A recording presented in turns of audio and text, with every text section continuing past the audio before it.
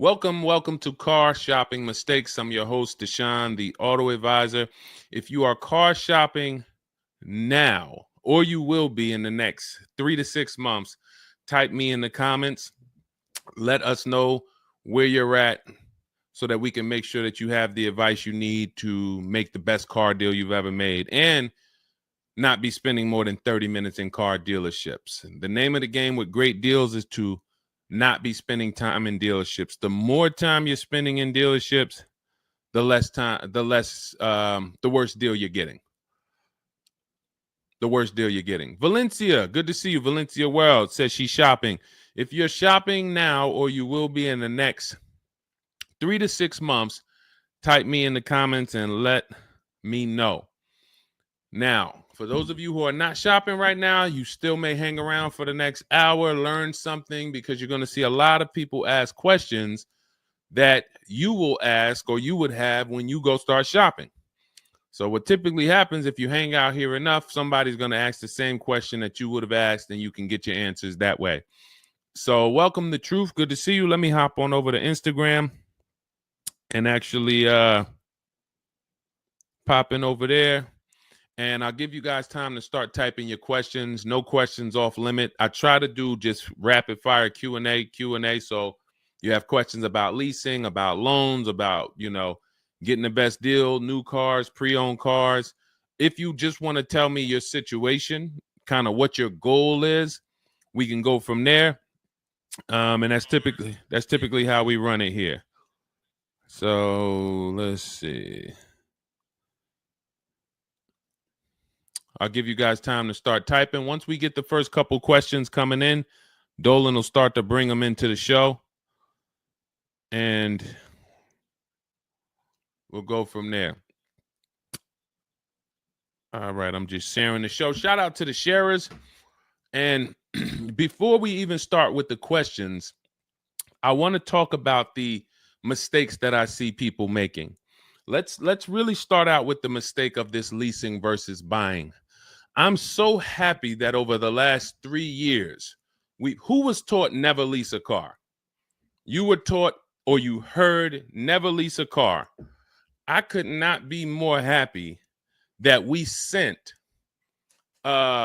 have been helping people get their first lease for the last 3 and 4 years. The financial advice we've been listening to concerning leasing has cost us thousands of dollars. I was going to lease a car next week. As long as you get 5 offers, cool money. As long as you get at least 5 offers, you're good. See, people are out there paying. There's a couple ways that you can get a car.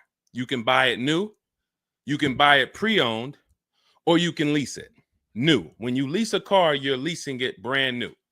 So if you look at the financial parameters, you ask yourself, if I buy a new car, how much will it cost me? Now, I want you to use this rule. Every $5,000 is about how much per month. This is not for the new people. If you're new here, type the number 1. Let me know you're new. You've never been on the show. I don't expect you to have the answer to this question. But if you've heard this before, then every $5,000 is about how much on a car payment. You may have seen this in my video. You might have seen this on a show. This is a principle we teach. I want you to lock this into your head forever. Let's see if anybody knows. Or we got a bunch of new people. Michelle's new. I see you. Cool Money's new. DJ Furious. Okay, I see you. Sandra Bonds on Facebook. You're new. Okay, a lot of new people checking in. We're live on YouTube, Facebook, Instagram, and TikTok. So if none of you know, I want you to remember this. Every $5,000 is about $100 per month. Good to see you, Digby, on TikTok. Every $5,000 is about $100 per month. So how do we turn that into a real budget? You look at a car, $30,000 divided by 5,000. You're going to see that's about 600. Well, that is 600. So when you see that a $30,000 car to purchase is $600, if you borrowed that money, now you know about how much that car is going to cost, about how much $600 a month will get you if you purchase. Now, if you lease, $600 a month, depending on the lease deal, could get you a $50,000 car. So we're driving. So if your budget is $600 per month, then you have a couple ways that you can get a car. You can go find a $30,000 new car, no money down. You're at about $600 on a 5-year loan. You can go find a $30,000 used car. You're about $600 on a 5-year loan. Now, for $30,000 used car, maybe it was like $45 when it was new. You get it for $30. Or you can get a $50,000, depending on the lease deal, brand new car that you lease. So let's drive this home. You have people pulling up in cars. They're all paying $600 a month. One of them is driving a brand new $30,000 car. They didn't put any money down. Another one is driving a $30,000 used car. They didn't put any money down. $30,000 car. Another one is driving a $50,000 brand new car. They didn't put any money down. Who's getting the most value? In the short term, it's the person driving the $50,000 new car. It's nothing you can say about that. It's no like, well, it depends. Nope. $50,000 brand new car, $30,000 brand new car, $30,000 used car. The person driving the $50,000 car at $600 a month is getting the most value, hands down. Now, in the long run, where do the people who buy win? That's where we talk about the 8-year rule. That's why if you're buying your cars and you're keeping it 8 years, you should be purchasing, not leasing. 8 years is when you win. So that's where I wanted to start at. Let's start, like, tear down this bad information you've heard and you've believed about leasing. And I see people asking, we got a lot of questions coming in. I see you, Jaguar Music, on Instagram. I see you, Cool Money. I see you, we got quite, I see, hold on. From what I can see, we got like 4 or 5 questions waiting. So Dolan, you could bring in the first one. Type your questions in, anything you want to ask. If you want to ask about leasing, I saw someone asked about bad credit. What about if I have bad credit? What about mileage with leasing? Just start typing those questions. We'll bring them all into the show and we'll get to them one by one. Is that true for someone that went into bankruptcy? Okay, so if you came out of bankruptcy, your goal should be to rebuild your credit as quick as possible. Right now, your credit's blank. You come out of bankruptcy, your credit's blank. You have nothing there, and that's a good thing and a bad thing. It's easy for you to build. I've seen people come out of a bankruptcy and literally they have a 700 score in 1 year. They're going to go get credit cards. Just like if you're 18. If you're 18, you go get credit cards, you don't use them. Pay $15 gas, or you don't have a car yet. You pay $15, $20 a month for something, pay it off. You're going to have a 700 credit score. The more you don't use your credit, the more credit they give you. So when they see that you have the credit, $500 credit card, $1,000 credit card, you're not using it, credit score is high because your utilization is low. So that's what you should be doing. You cannot come out of a bankruptcy, just wipe your credit, and then go into the dealership and be like, okay, now I can get a car. You have no credit history. So the first goal should be, let me rebuild my credit as quick as possible. And you can do this quick. Follow Shonda Martin. Some of you know Shonda Martin. She's on pretty much every platform we're on right now. And she's Road to 750 plus. Now you got to let me know. Can you wait and build your credit for 3 to 6 months? Can you start to get some type of credit history? Or are you in need of a car right now? In which case you have to get a car with bad credit or no credit. Because if you don't have anything on your history, that's technically no credit, which is bad credit. So, okay, you need something ASAP. Okay, so what you should be doing, and again, if you don't have good credit right now, you should be buying the smallest car you can with the lowest payment. I got into the car business 2006. I was 22. I've been in and around the car business since then. So what is that? Almost 20 years now? The mistakes come from 2 things. You don't know what to do. A lot of the stuff I'm going to say, oh, I didn't know I could sell a lease, Deshone. Oh, I didn't even know I could sell a car if I don't have the title. It's not paid off yet. I thought I had to pay it off to sell it. Deshone, I didn't know every dealer, every, Toyota dealer has a different price. I thought they were all the same price, like the Apple store. All of that is you didn't know. Oh, I didn't know about leasing. I thought it was this. I thought it was that.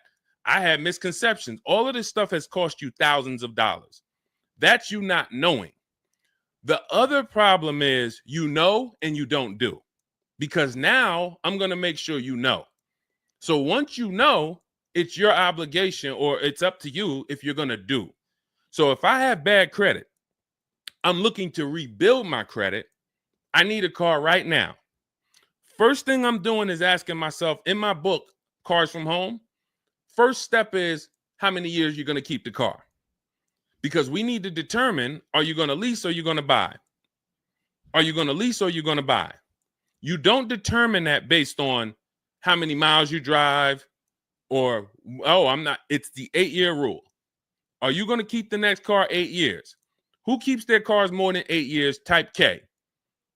Because you're buying what we call keepers. If you're a keeper, Deshone, every car I buy, I'm keeping this thing 8, 10 years, 12 years.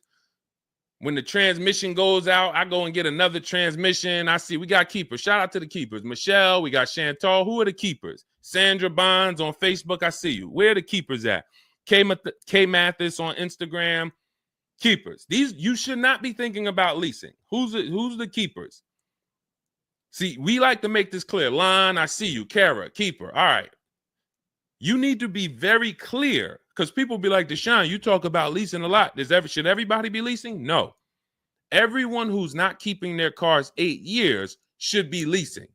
And if you don't have the credit to lease, your goal should be get the credit to lease.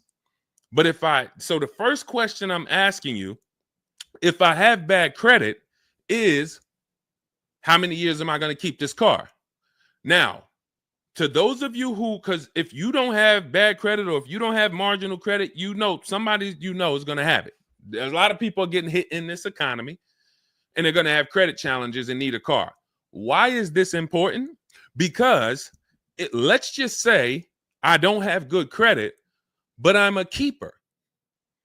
That means I'm not thinking about leasing. I'm looking to get a car that I can keep for 8 to 10 years or more, and I don't really have good credit right now.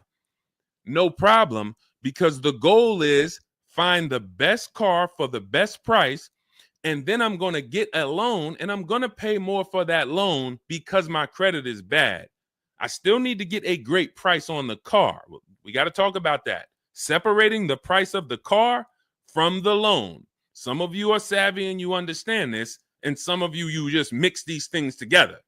But when it comes to getting a high interest rate because I have bad credit, as long as I get a good car, once my credit is better, what can I do with that loan?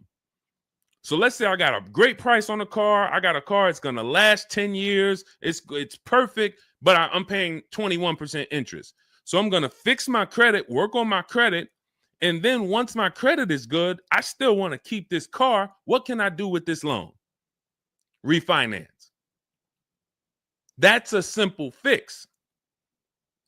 But if you don't realize that you're a keeper, then you're going in and you're getting a bad car.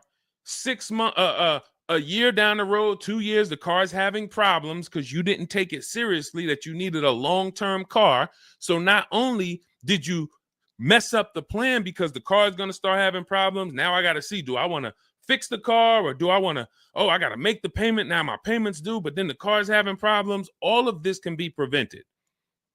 And you need to know up front what your goal is.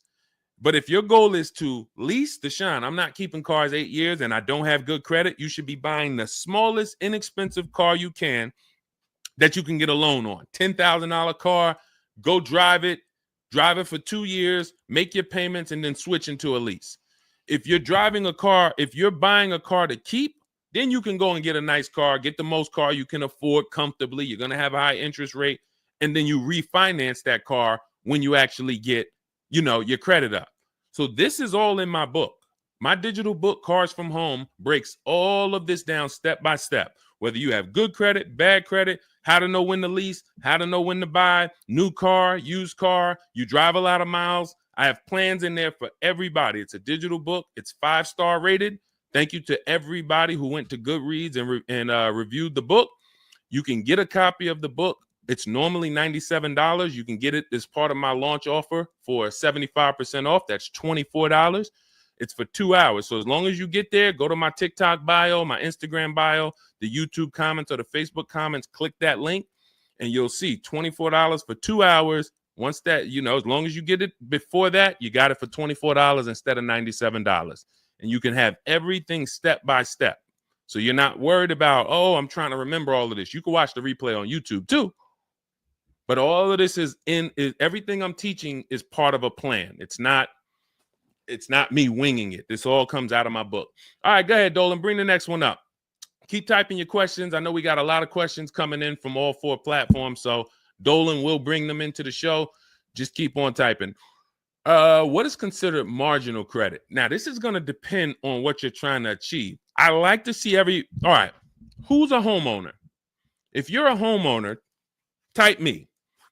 Now, if you had marginal credit before you bought your home, your realtor or your mortgage person probably told you, go work on your credit and then get your credit to this to get a mortgage.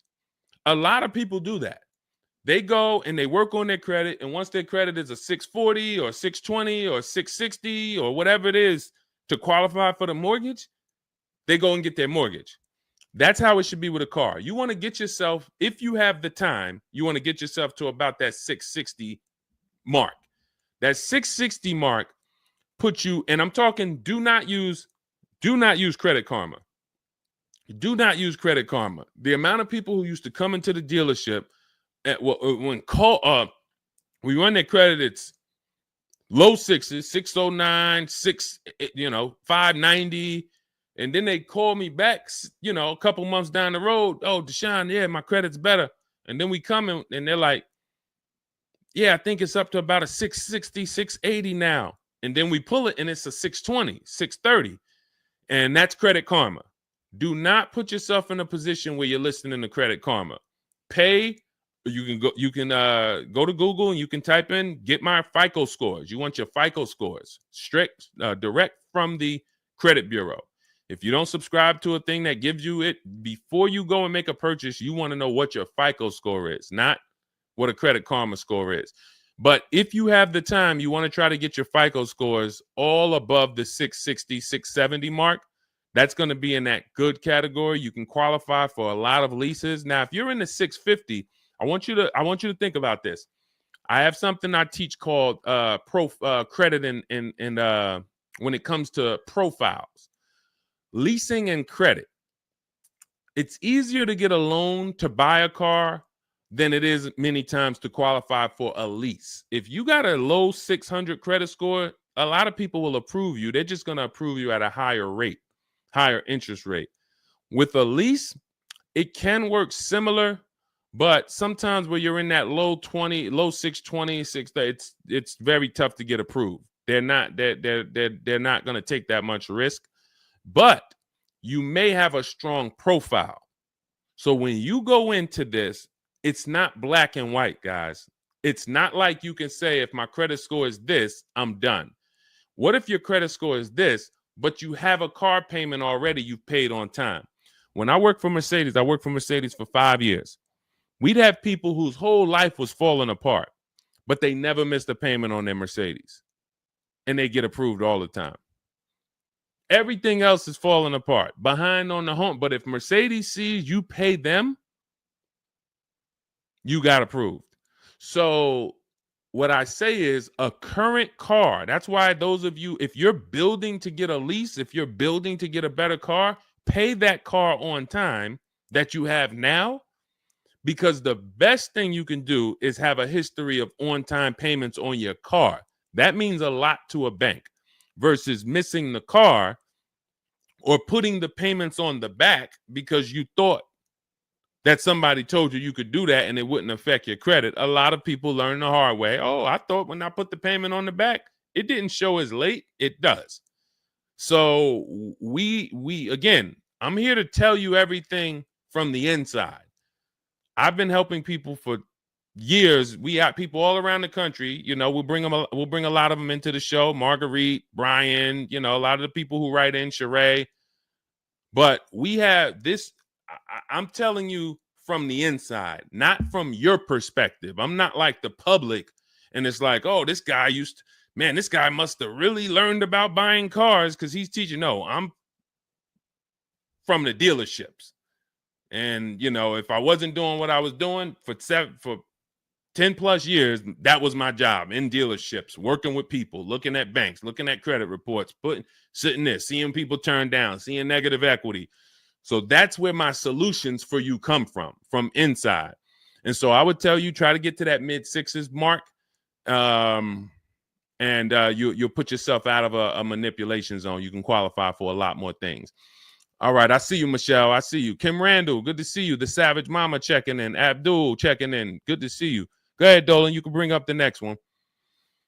All right.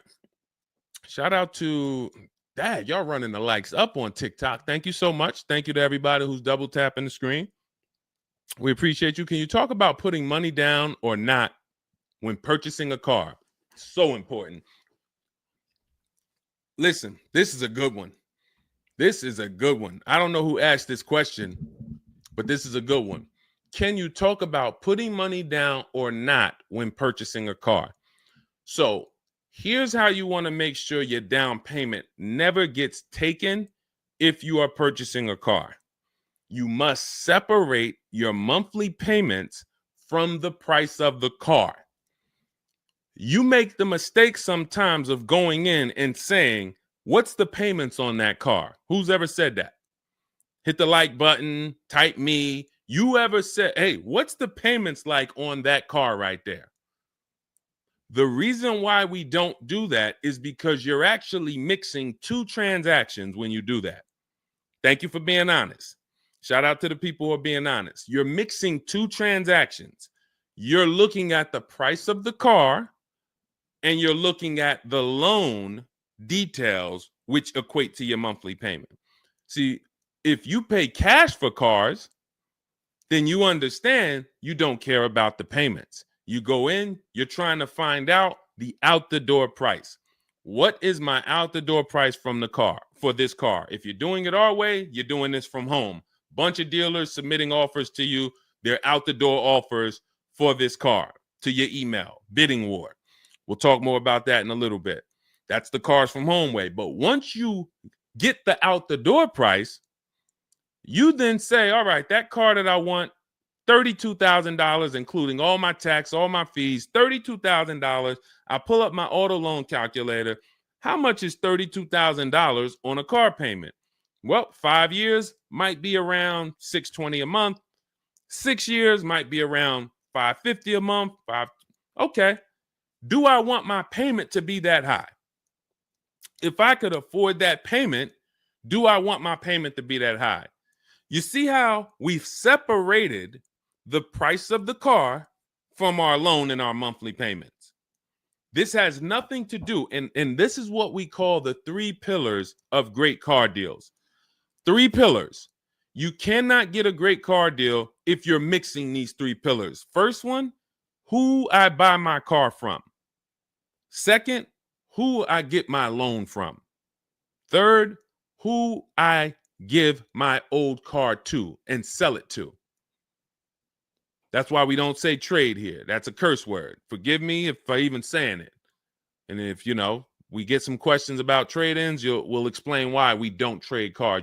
So we have to separate these and bid out each one. You have so many online tools at your disposal that you just don't know how to use yet when it comes to your cars. You know how to use Amazon to go buy a TV. You know how to get a subscription to YouTube. You got a ton of online tools you know how to use. Shazam, what's that song? Shazam it. But the online tools about car buying, you just don't know how to use them. That's where I come in.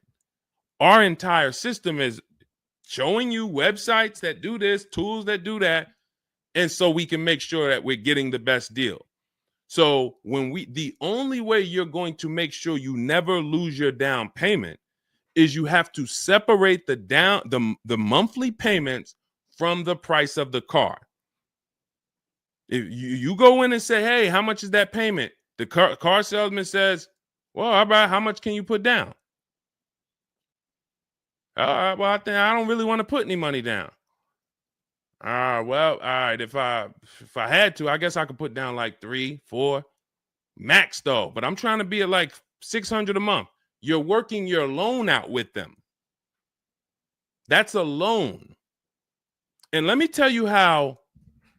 Let me show you why you can know you shouldn't be mixing these transactions. There's big money in all of them. There's a ton of people who want to sell you a car.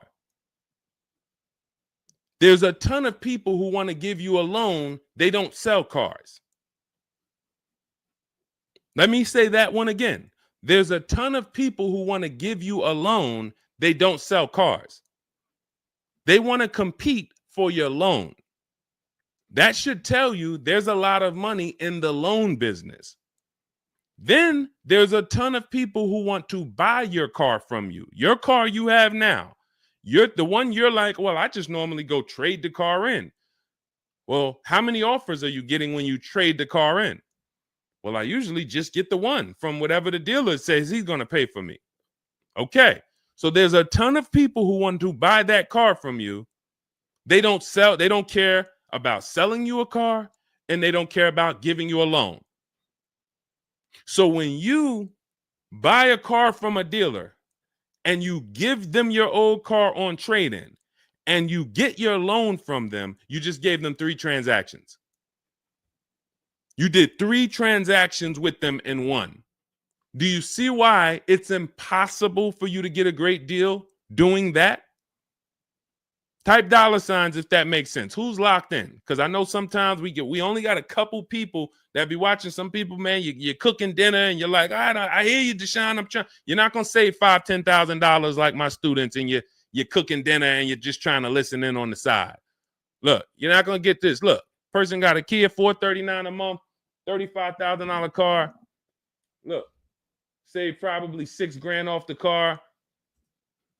Melissa, $12,000 that she got from Carvana. Let me just read something from people who are locked in, so you can, maybe this will inspire you to get locked in. All right, this is Melissa. 4 days of leasing like a boss. That's our system we follow for getting our leases. Started with a Kia Telluride as first choice. Quotes for 36 months, 15,000 miles a year. Ranged from 642 to 653. Went to a Honda Pilot.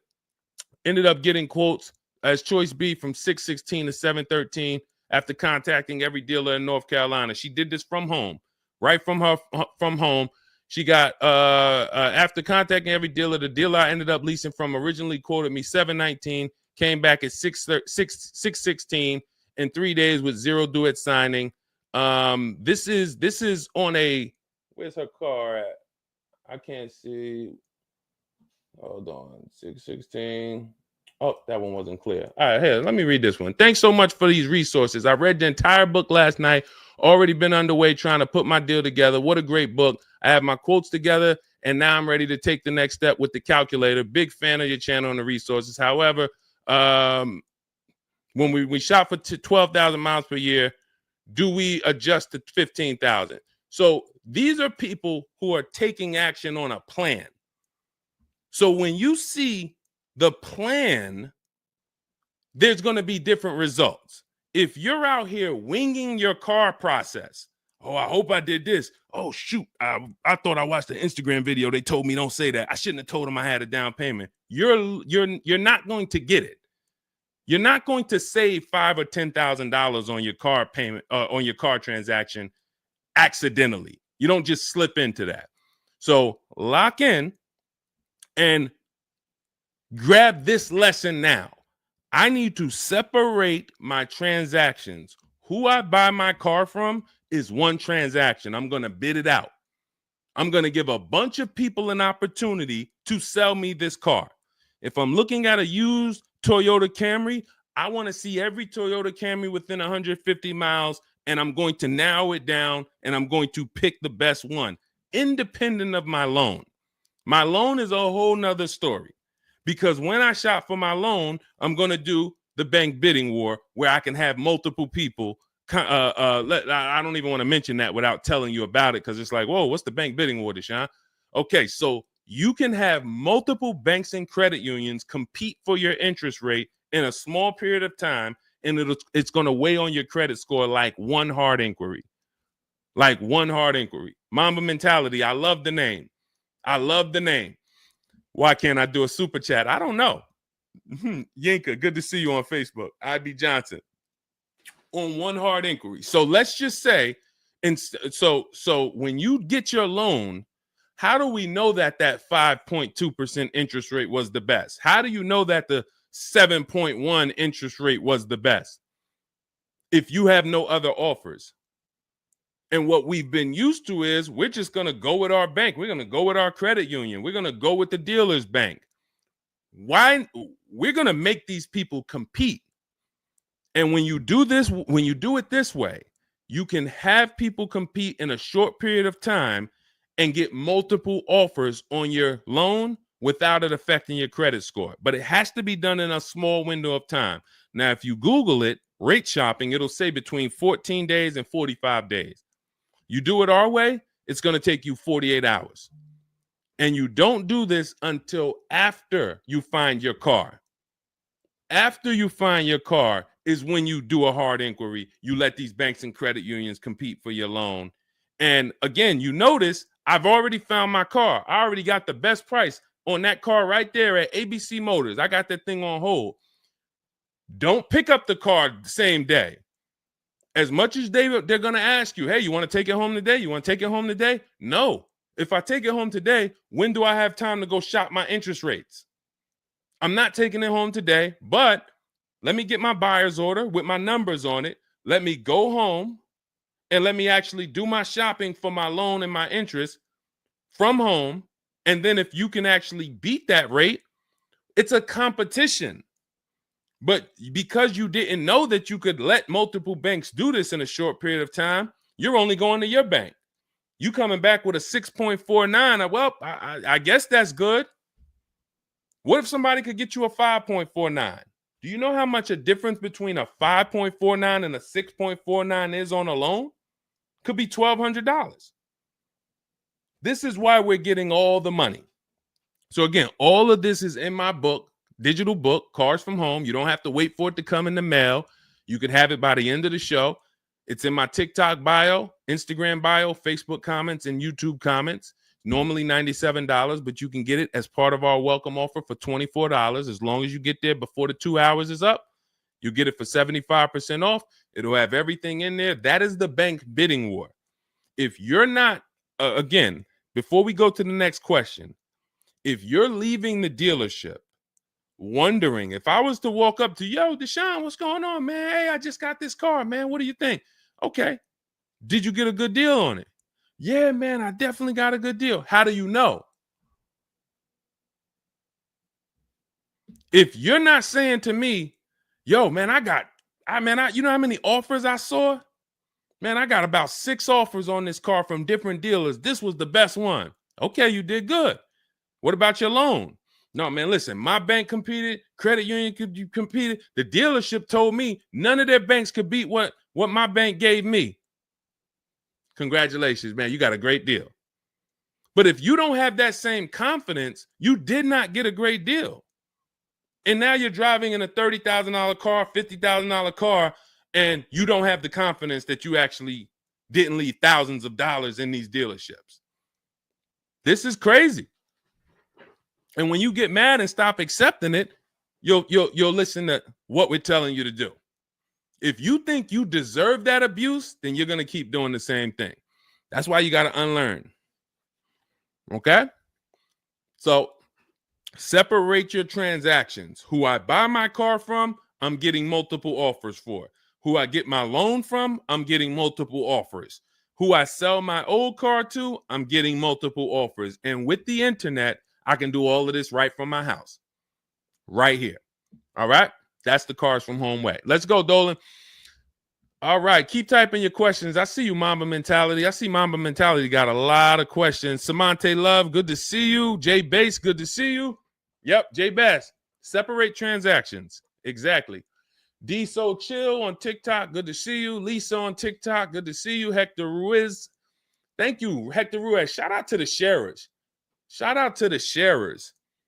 I always got to take time to shout out the sharers. We can't do this without you. All right, how can I schedule a consultation with you? Also, does it make sense to lease a pre-owned vehicle? So let me answer the bigger part of the question first. Most leases are going to be brand new. There's only been a few manufacturers that have tried to do a pre-owned lease program. Lexus tried it. BMW's tried it. And there's certain brands that can technically lease a used car. The reason why I don't like it is because it's not enough of a wide stream. It's not enough of a mainstream program to create competition. And if you can't create competition, then you don't know if you're getting a good deal. If you walk in to lease a brand new car and you're walking in and again, we don't do this. We never sit down in a dealership. We're there to test drive only. We're never talking numbers. But if you are doing it the old way, you're going to go in and then you're going to get a bad lease deal presented to you. And they'll say, well, I could lease you this 3-year-old one and it'll save you like $150 a month.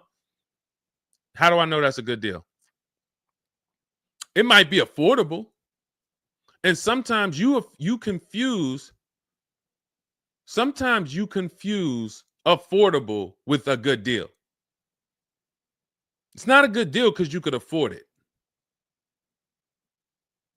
I want to let that sink in. We confuse, you know how many people I watch get a horrible deal, but they go home and they're like, yo, man, they got me to my payment. Bad credit usually. A lot of people with bad credit will brag about yo, man, you got to go see Joe, man. Why do we need to go see Joe? Man, he got me in a car. Nobody else could. All right, let's look at the numbers. Dag, you're paying 24% interest. You know this is an 8-year loan? You know this is an 8-year loan.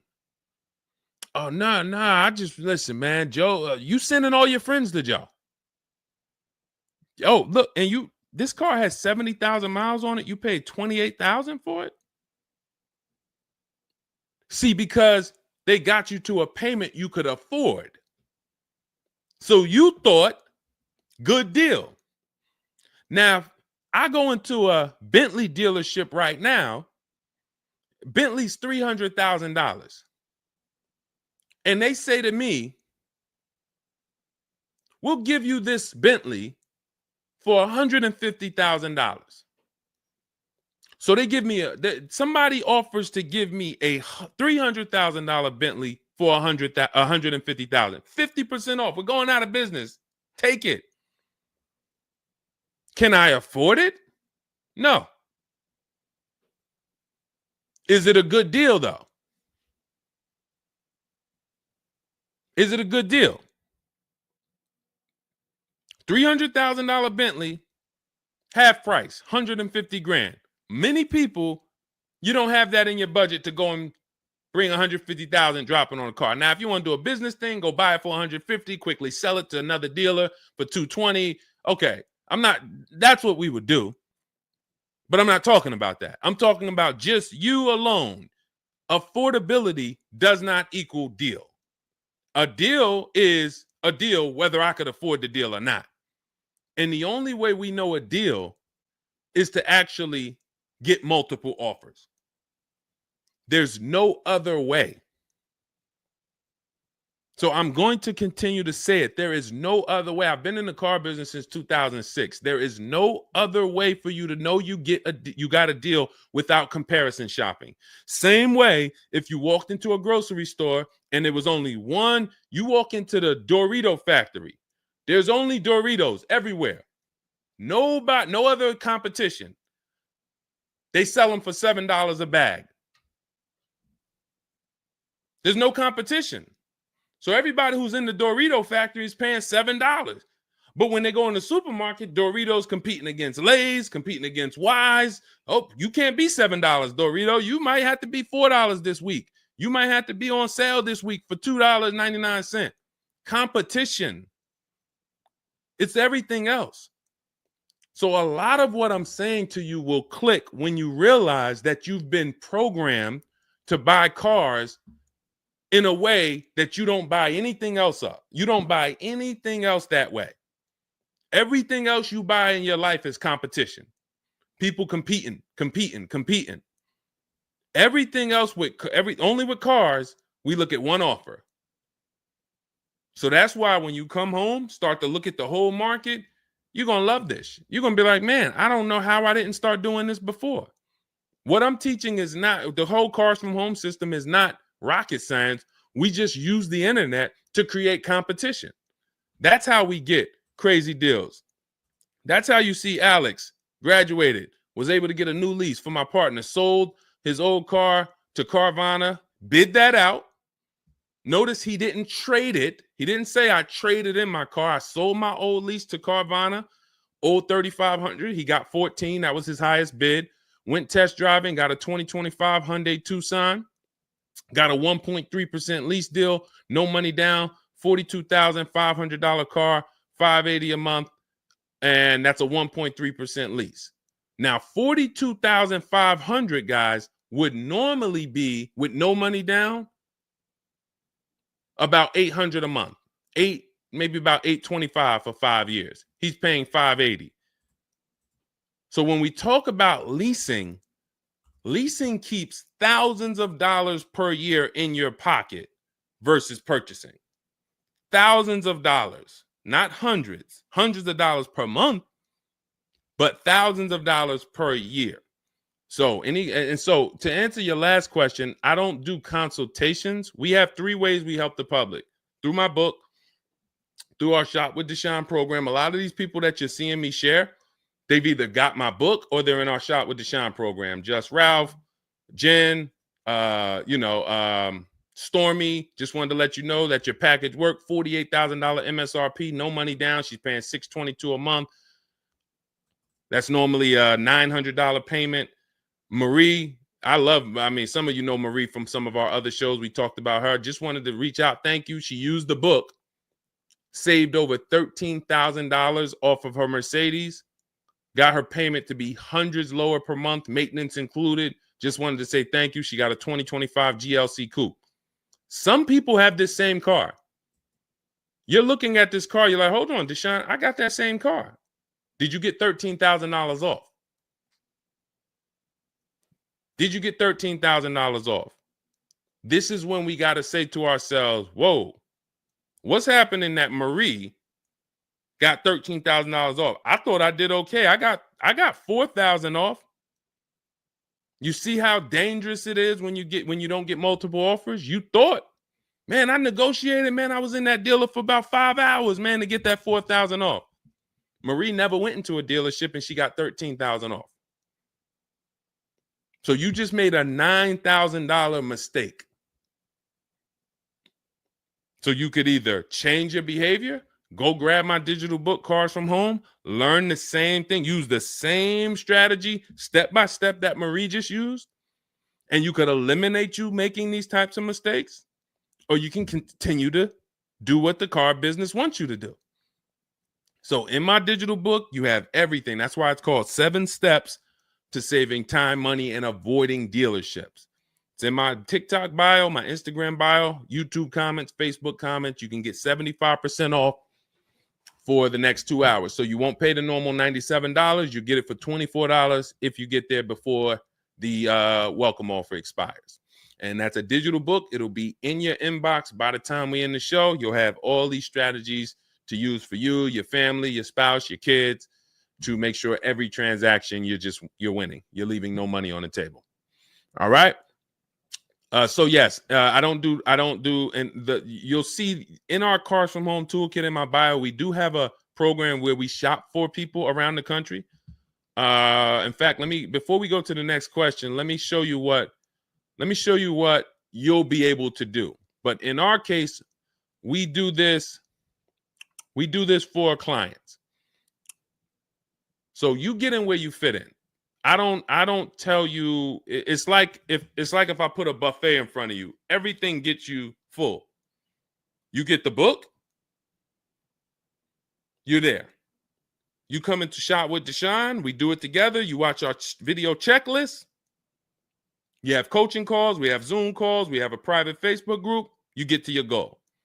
Or you can, if you qualify, you got to have the credit. You got to be shopping for a new car.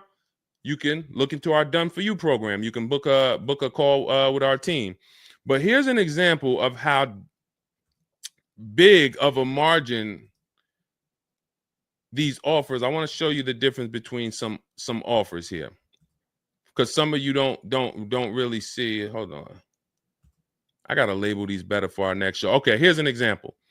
So we can see here for this particular car, the payments range, all of the car itself is $64,000. We're shopping for a Genesis. This particular month on this particular car, the payments range. Y'all ready? We got 6 offers on this car. The payments range from, well, I'm just reading them to you. $973, $899, $1,102, $1,066, $921, $913. Now this is initial payments. Why is there a $200 difference in these initial payments? This is why you never want to take people's first offer, because the initial payments are going to be high. But even in the initial negotiations, why is it, Deshone? Wait, all of these cars are the same price. Why is one dealer at $1,050 and another dealer is at $899? Because they're criminals. So what do you think you're doing if you just walk into a dealership and say, let me give this dealer a shot at negotiating? If you're negotiating with the dealer that's at $1,050 or $950 or $975, where are you going? And the goal is to have that dealer. This is why when these dealers come, when they come down $100, you think, oh, I had to win. Man, they just came down $100 per month. They started out, they were at $590, and now we're at $490. This has to be a good deal. Well, how do we know that they weren't supposed to start at $490 and end up at $390? If this is clicking for you, type a $, because this is clicking for some of you. Those of you who are locked in, this is why it has to be a mentality change. I'm pulling back the curtain so you can see that, Deshone, it's been feeling like when I go to buy a car, it's a mental game. I drive off and I'm kind of happy, but then I don't really have the peace. I don't really feel like I did good. I'm kind of hoping I did okay, right? That's you, right? So I'm telling you that your gut has not been lying to you. I see you, P. Honda Fundamental Salon. Good to see you. Got my book. Use it. Use it and win. So your gut is not lying to you. I'm just the one from the inside coming to tell you that you closing your eyes and hoping things go well is not working. It's not going well for you. If you looked at other people, they're doing better. If you looked at people with strategy, they're getting cars for $200 a month less than you. They're getting $5,000 off less than you. They're leaving knowing that they got the best deal because they saw so many offers. You're hoping, and that hope is not leading to that. Hope is a bad strategy. So what you want to do is you want to change your mindset and realize that the dealer's whole goal is to keep you from shopping. If you burn that into your head about the car business, the entire goal of every dealership is to keep me from shopping their competition. And if you know that, then you're not going to go into the dealership. You're going to say, all right, how can I be at home and do this from home? Again, that's all in my book.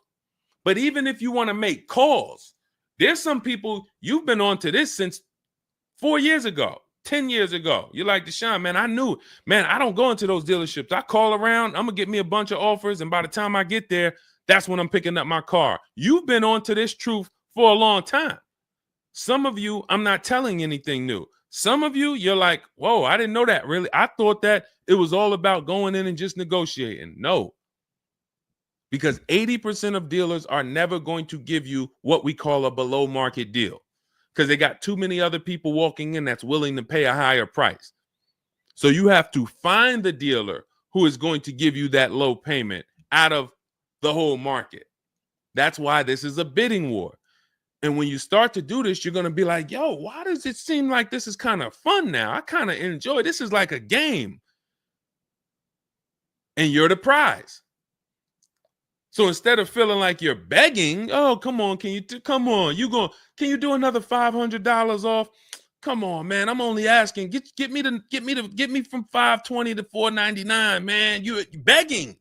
So instead of begging, you got people now competing for you. Whole different story. That's what we want. That's the transformation we want for you today. All right, let's go. Dolan, next question. All right, Fundamental Salon, I see you. I see you, Jay Bass. I see you, Randall Pine Straw. You got the number 3 gifted badge. Thank you. Y'all lighting up the lights on TikTok. Thank you so much, Monica 9300, BKS Aggie, Timothy Garces, Drew Saberton reposted the broadcast. Thank you so much. Shout out to everybody sharing this. What about military personnel? What's the question? Just rewrite that question because I don't know. What's the question? I know what about military personnel. I don't know. Are you asking about military rebates? I don't know. So just kind of give me a full question, and then I'll be able to give you a better answer. Hello, I'm planning on purchasing a 2025 Escalade. Any negotiation between the MSRP and the invoice? Of course. Now, if you walk into a dealer and you say something like that, what is the dealer going to say? So let me ask everybody who's watching. We're live on Facebook, TikTok, Instagram, and YouTube. If this person casually walked into the dealer and said, hey, is there any negotiation between the MSRP and the invoice? What do we think a smart dealer is going to say? Not an honest dealer, a smart one. Thank you, Sassy. No. No. And you know what's crazy? They're going to say it in a way that makes you believe it. So if I put my car salesman hat on and I switched it to kind of for myself, this is what it would sound like. Or is there any negotiation between MSRP and invoice? Not really. On these cars, I mean, we don't even have a lot of them. A lot of people are trying to get them now because the tariffs are about to hit.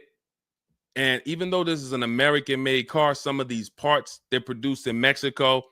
So there's not, we really like to, a lot of dealers are selling them over MSRP. In 10 seconds, I just took you to, whoa, but can I get MSRP though? See, that's why I'm never training you to go in and negotiate with people that negotiate every day, 3 times a day for the last 10 years. You're just not going to be a match.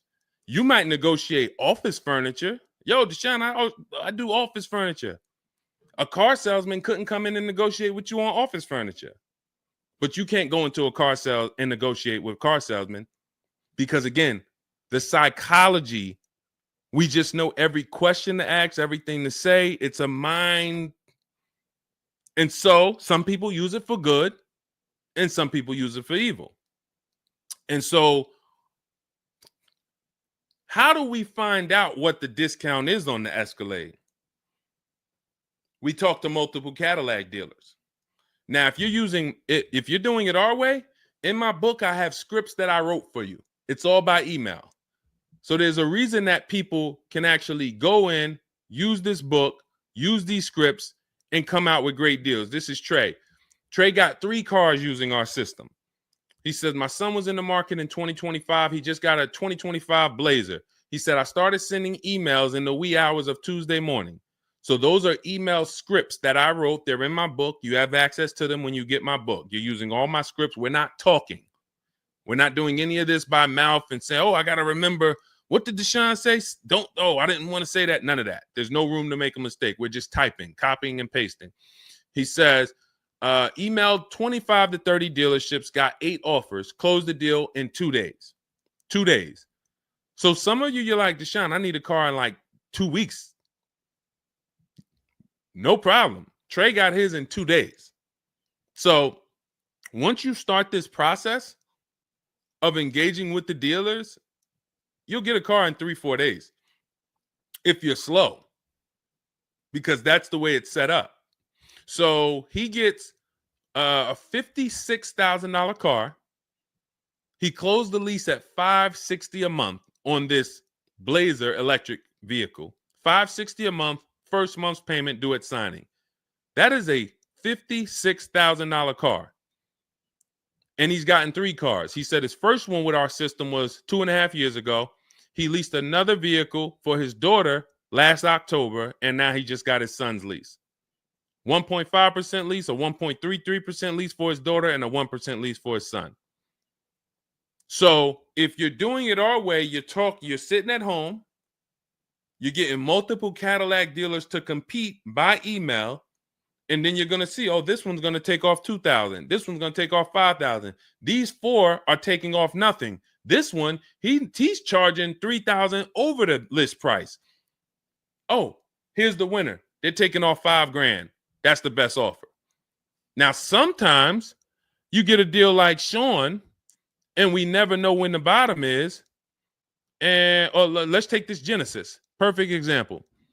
This is a 2025 Genesis GV80. As you can see right here in writing, if you're on TikTok, you can't see, but if you're on Facebook, YouTube, or Instagram, you can see.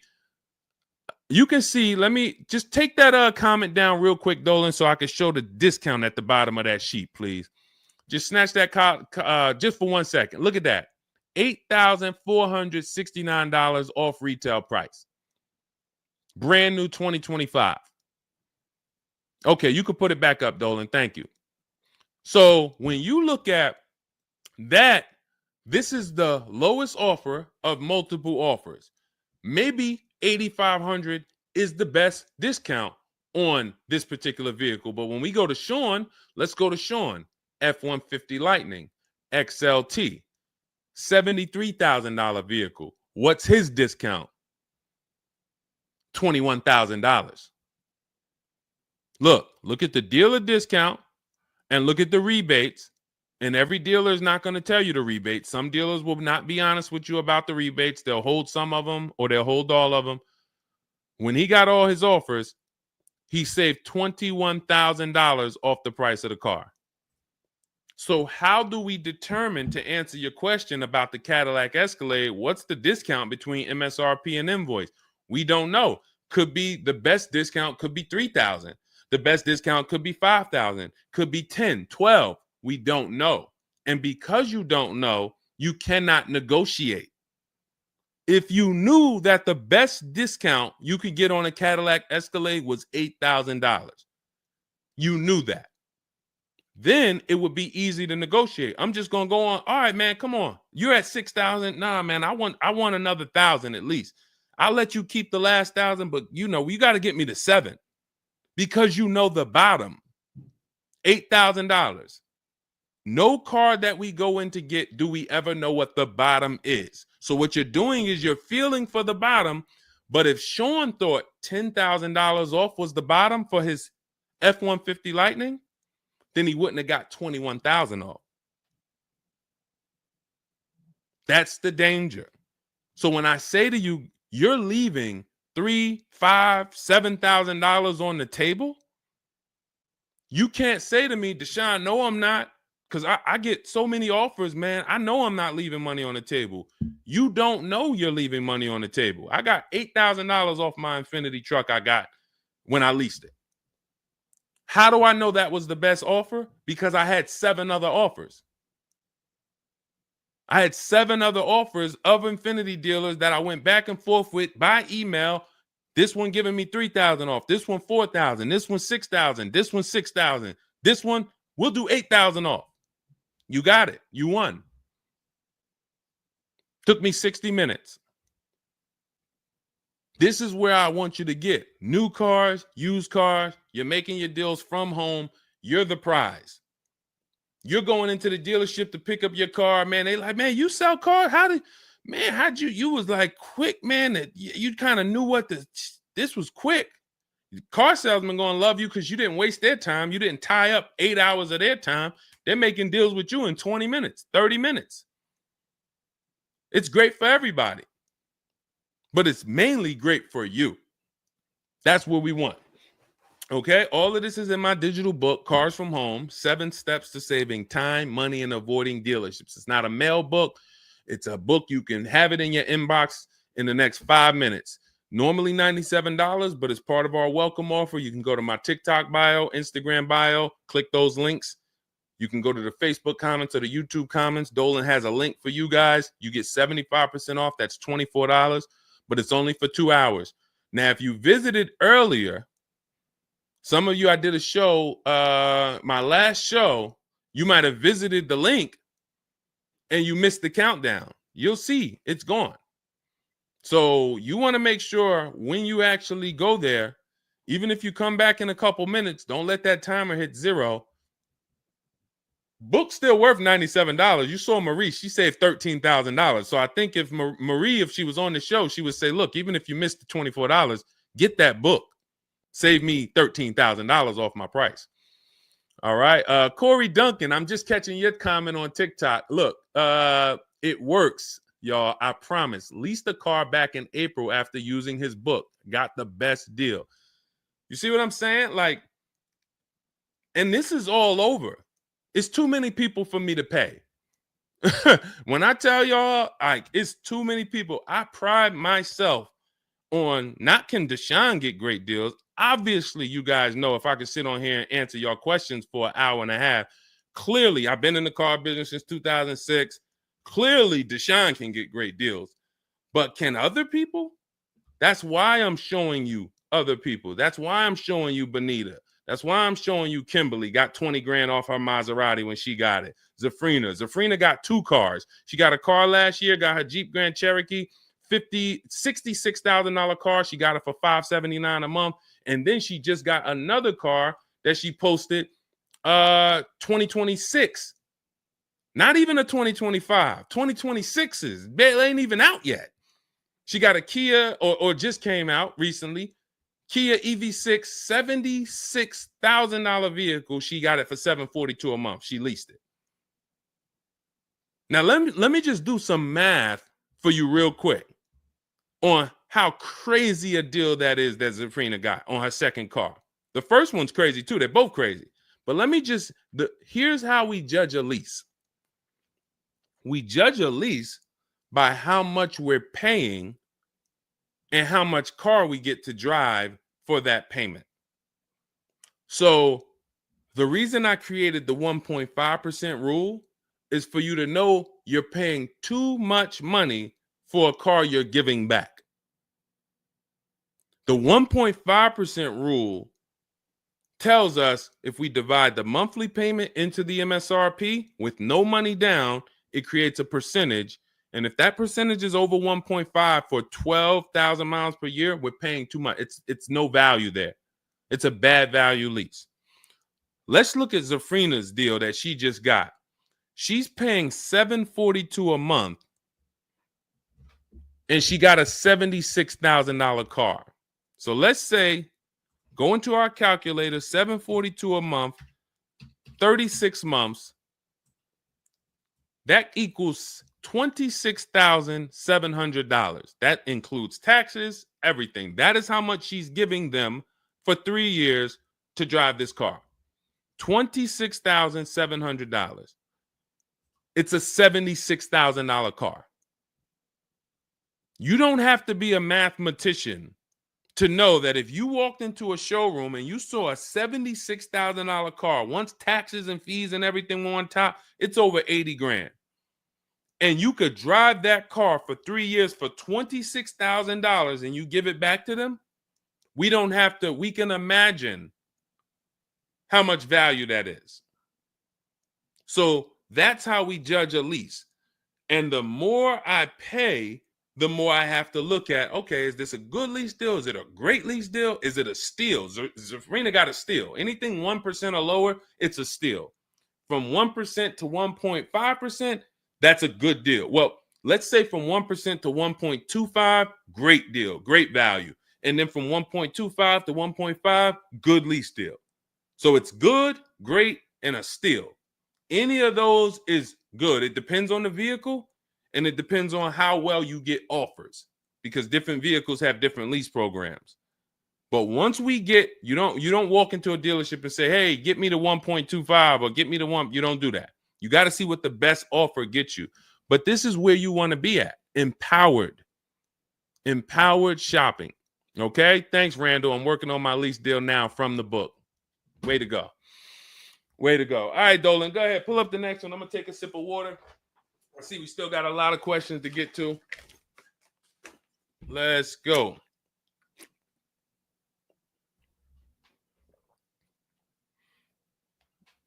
Mark is me. Good to see you on Instagram. Checking in. All right. Let's go. Does it matter if you email or call a dealership to find out the best price? All right. No. You just got to realize it's going to be different things that come with phone. The reason why. Okay. Who's a good negotiator? All right. Let me put it like this. Who's not a good negotiator? Let's be honest. Who's not a good negotiator?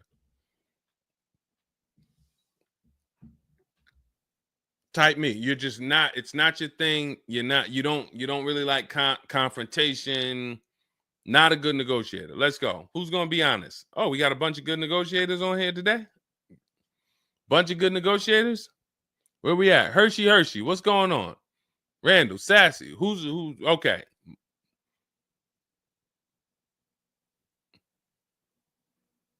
Okay. Couple people that want to be honest. Everyone else is a great negotiator. You need that to get on the phone. In order to get on the phone, you need to be a good negotiator. You need to be quick with your words.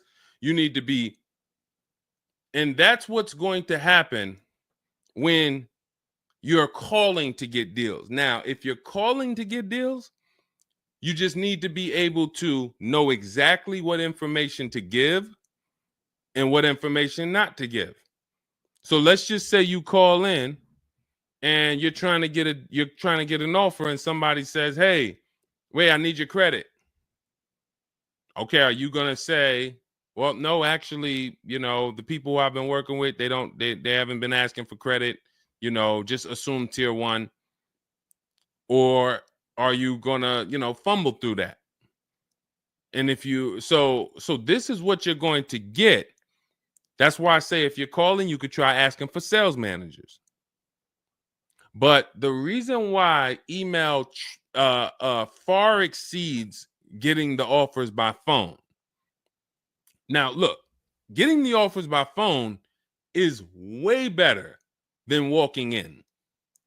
But if you get the offers by phone, you still have to you have to try to lock down who the good dealer is, because you're not going to really have anything in writing. And that could be a problem. That could be a problem, because whenever you're going in and you're thinking this, that's why everything we do is from home. Your credit app is done from home.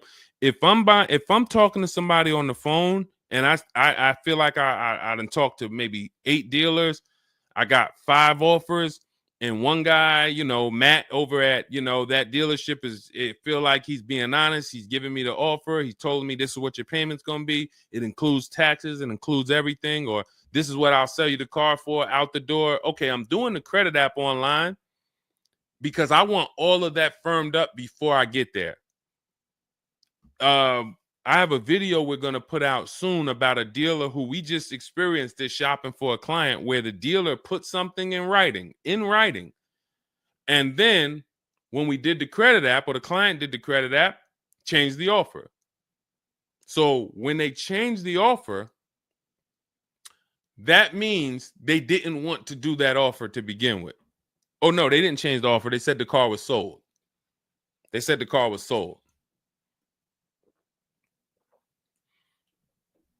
Me knowing what I know that what they wanted to do was tell you one thing and then they wanted you to come in so that you could so they could raise the price on you. This is why we are not going in until we do our credit app online. And when I tell you we are doing everything from home, except the test drive, we are doing everything from home. We're not going in, all right, come on in, let's finalize this. No, we'll come in and pick it up.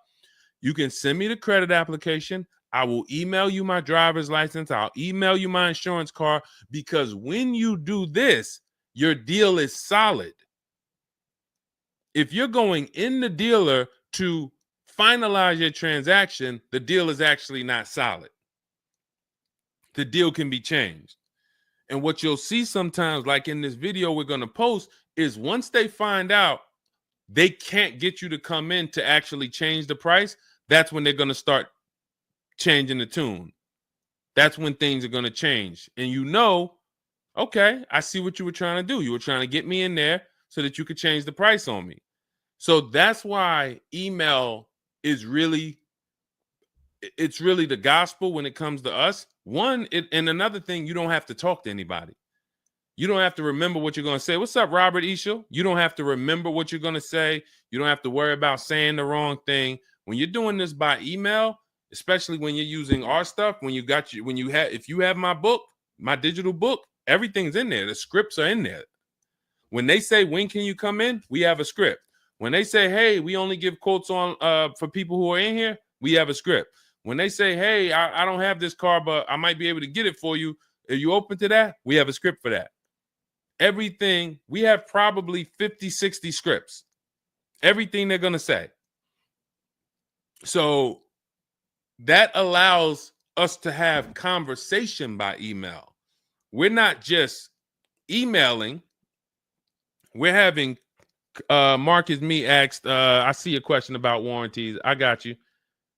Hang on. Mark, we're not just emailing. We're having conversations by email. Big difference. Conversations by email move things forward. Oh, we can't do this. Oh, how about this? Hey, it's a back and forth. That's why our scripts are so powerful, and they move things forward, and they keep it on your agenda. So again, myself, I could do it either way. If I was doing one car deal, I could call around. I'll ask for sales managers. I'll talk to the sales manager. I'll try to get a car deal done. But it's the transferring of information, and this doesn't work on a used car. So this only works on new cars. So if I was buying a used car, it's a whole different system. But another reason this isn't effective. What's up, Smitty? Hopping in on TikTok. Another reason that's not effective. Again, better than you walking in. I'm just being straight up with you. If you told me is that better than me walking in? 100%. Get on the phone. You will do way better on the phone than walking in. But compared to email, you ask me like email or phone, which one's better? Email crushes it because I can have conversations quicker. I have stuff in writing. I don't have to worry about not having something in writing, and I show up and I thought that it was this and then it's that, and then it's nothing I need to remember. Yeah, I think that's enough. I think that's enough. So again, in my book is all the scripts. And without you knowing what to say when they say this, then the conversation is going to move slower and you'll be typing everything manually. What should I say to them? All right, what should I say to this? When they say, "Oh, can I have your full address?" Okay.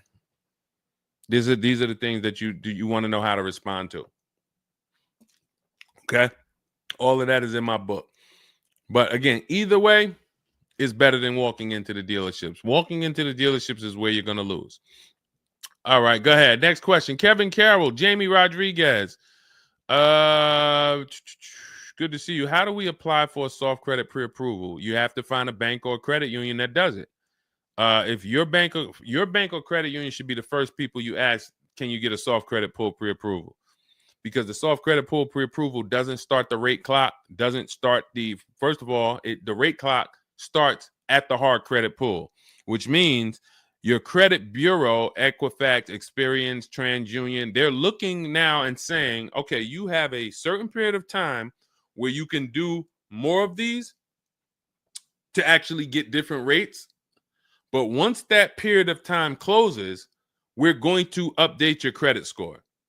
So let's just say you get that hard inquiry, and when it closes, your credit score drops 10 points. Okay. Had you gotten 3, it would have dropped 10 points. In that window, same 10 points. But if you let the window close, then you go and get another hard pull. When the next window closes, it's another 10 points. That's why we don't want to be moving like that. We don't want multiple hard pulls in a spaced out period of time. So you want soft credit pull, and if your bank or credit union doesn't do it, go to Google. Go to Google, type in soft credit pull pre-approvals. Find a bank that does it, because all you want to do is put your budget together. This might not be who you get a loan from. It's just for you to put your budget together. And if you've ever bought a house or you got a mortgage, you'll see, all right, you might pre-approve me for, 4.25 interest rate. And then once I go to get my loan or my mortgage, it might go to 4.3. It might go to 4.6. It doesn't matter. This is just to budget. You need something so that you can know how much you can spend. That's the purpose of the pre-approval. So it's no reason for you to ever give a hard credit pull. You are much better off just using the rule of every 5,000 is about $100 per month. Burn that into your head.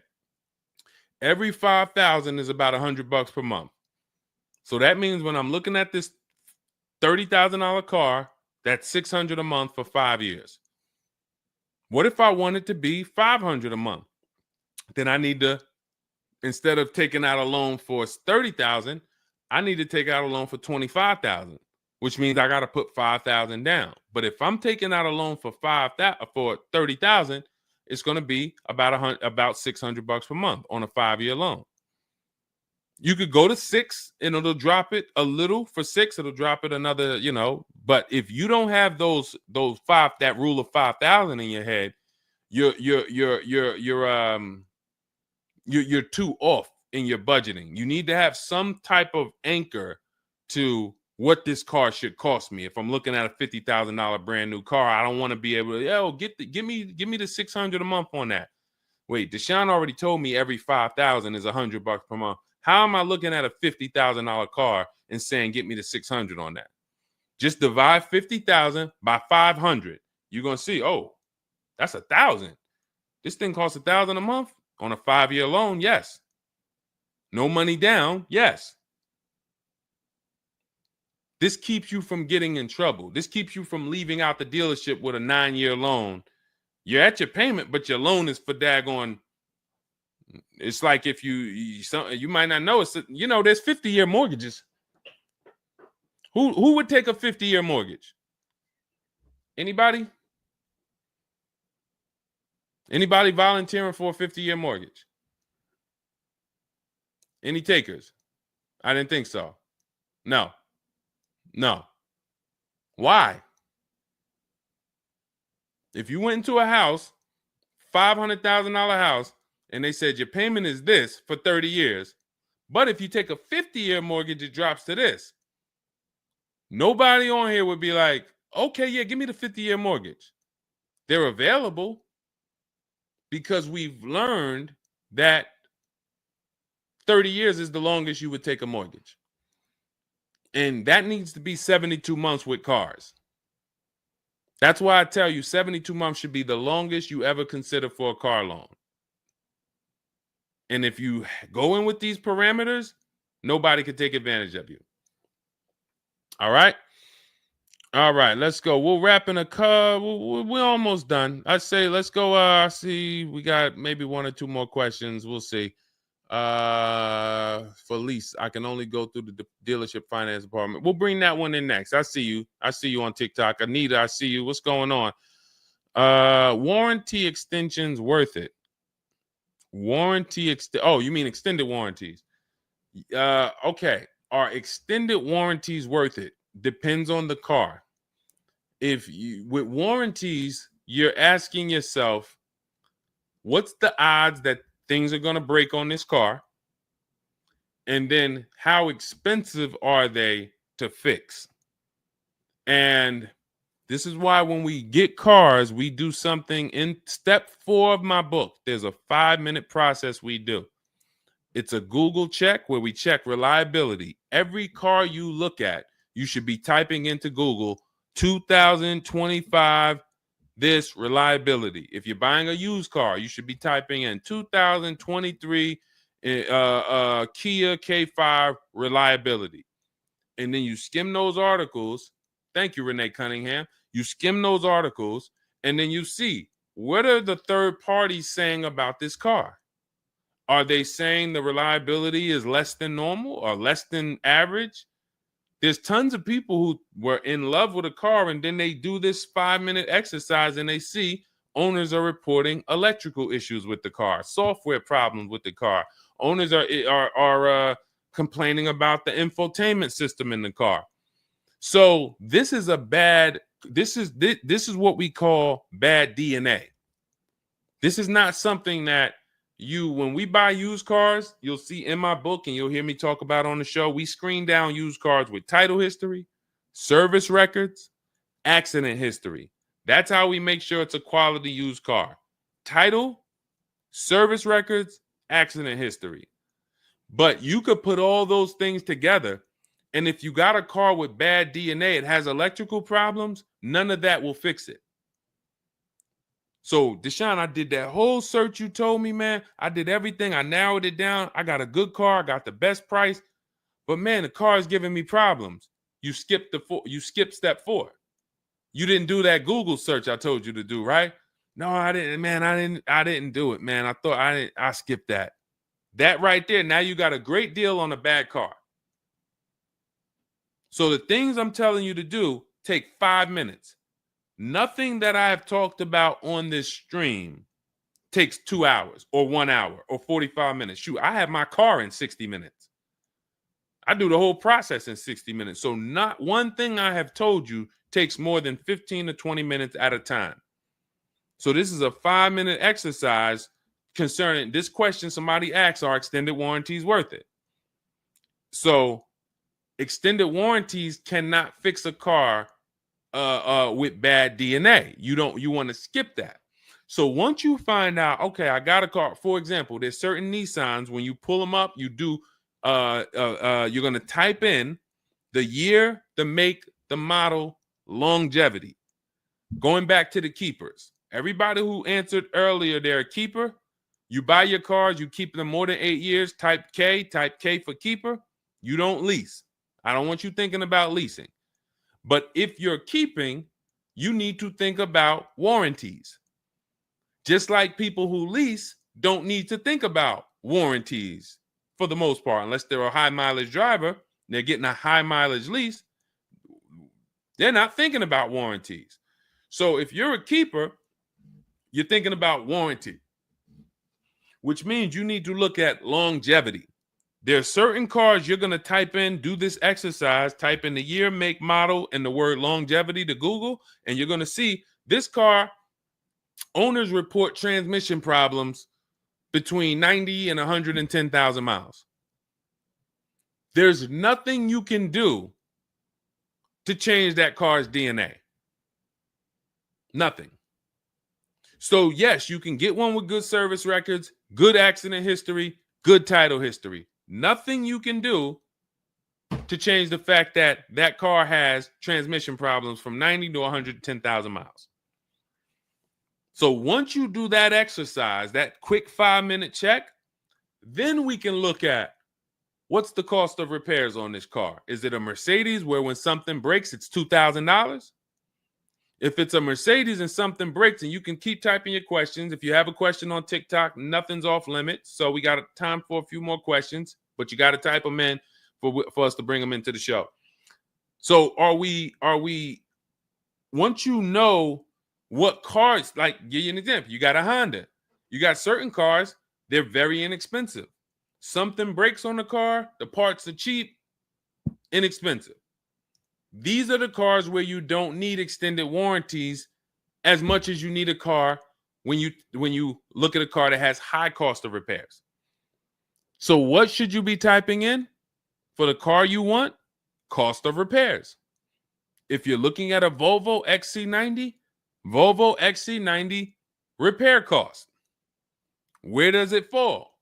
You're probably going to land on an article that shows you the rankings of cars repair costs.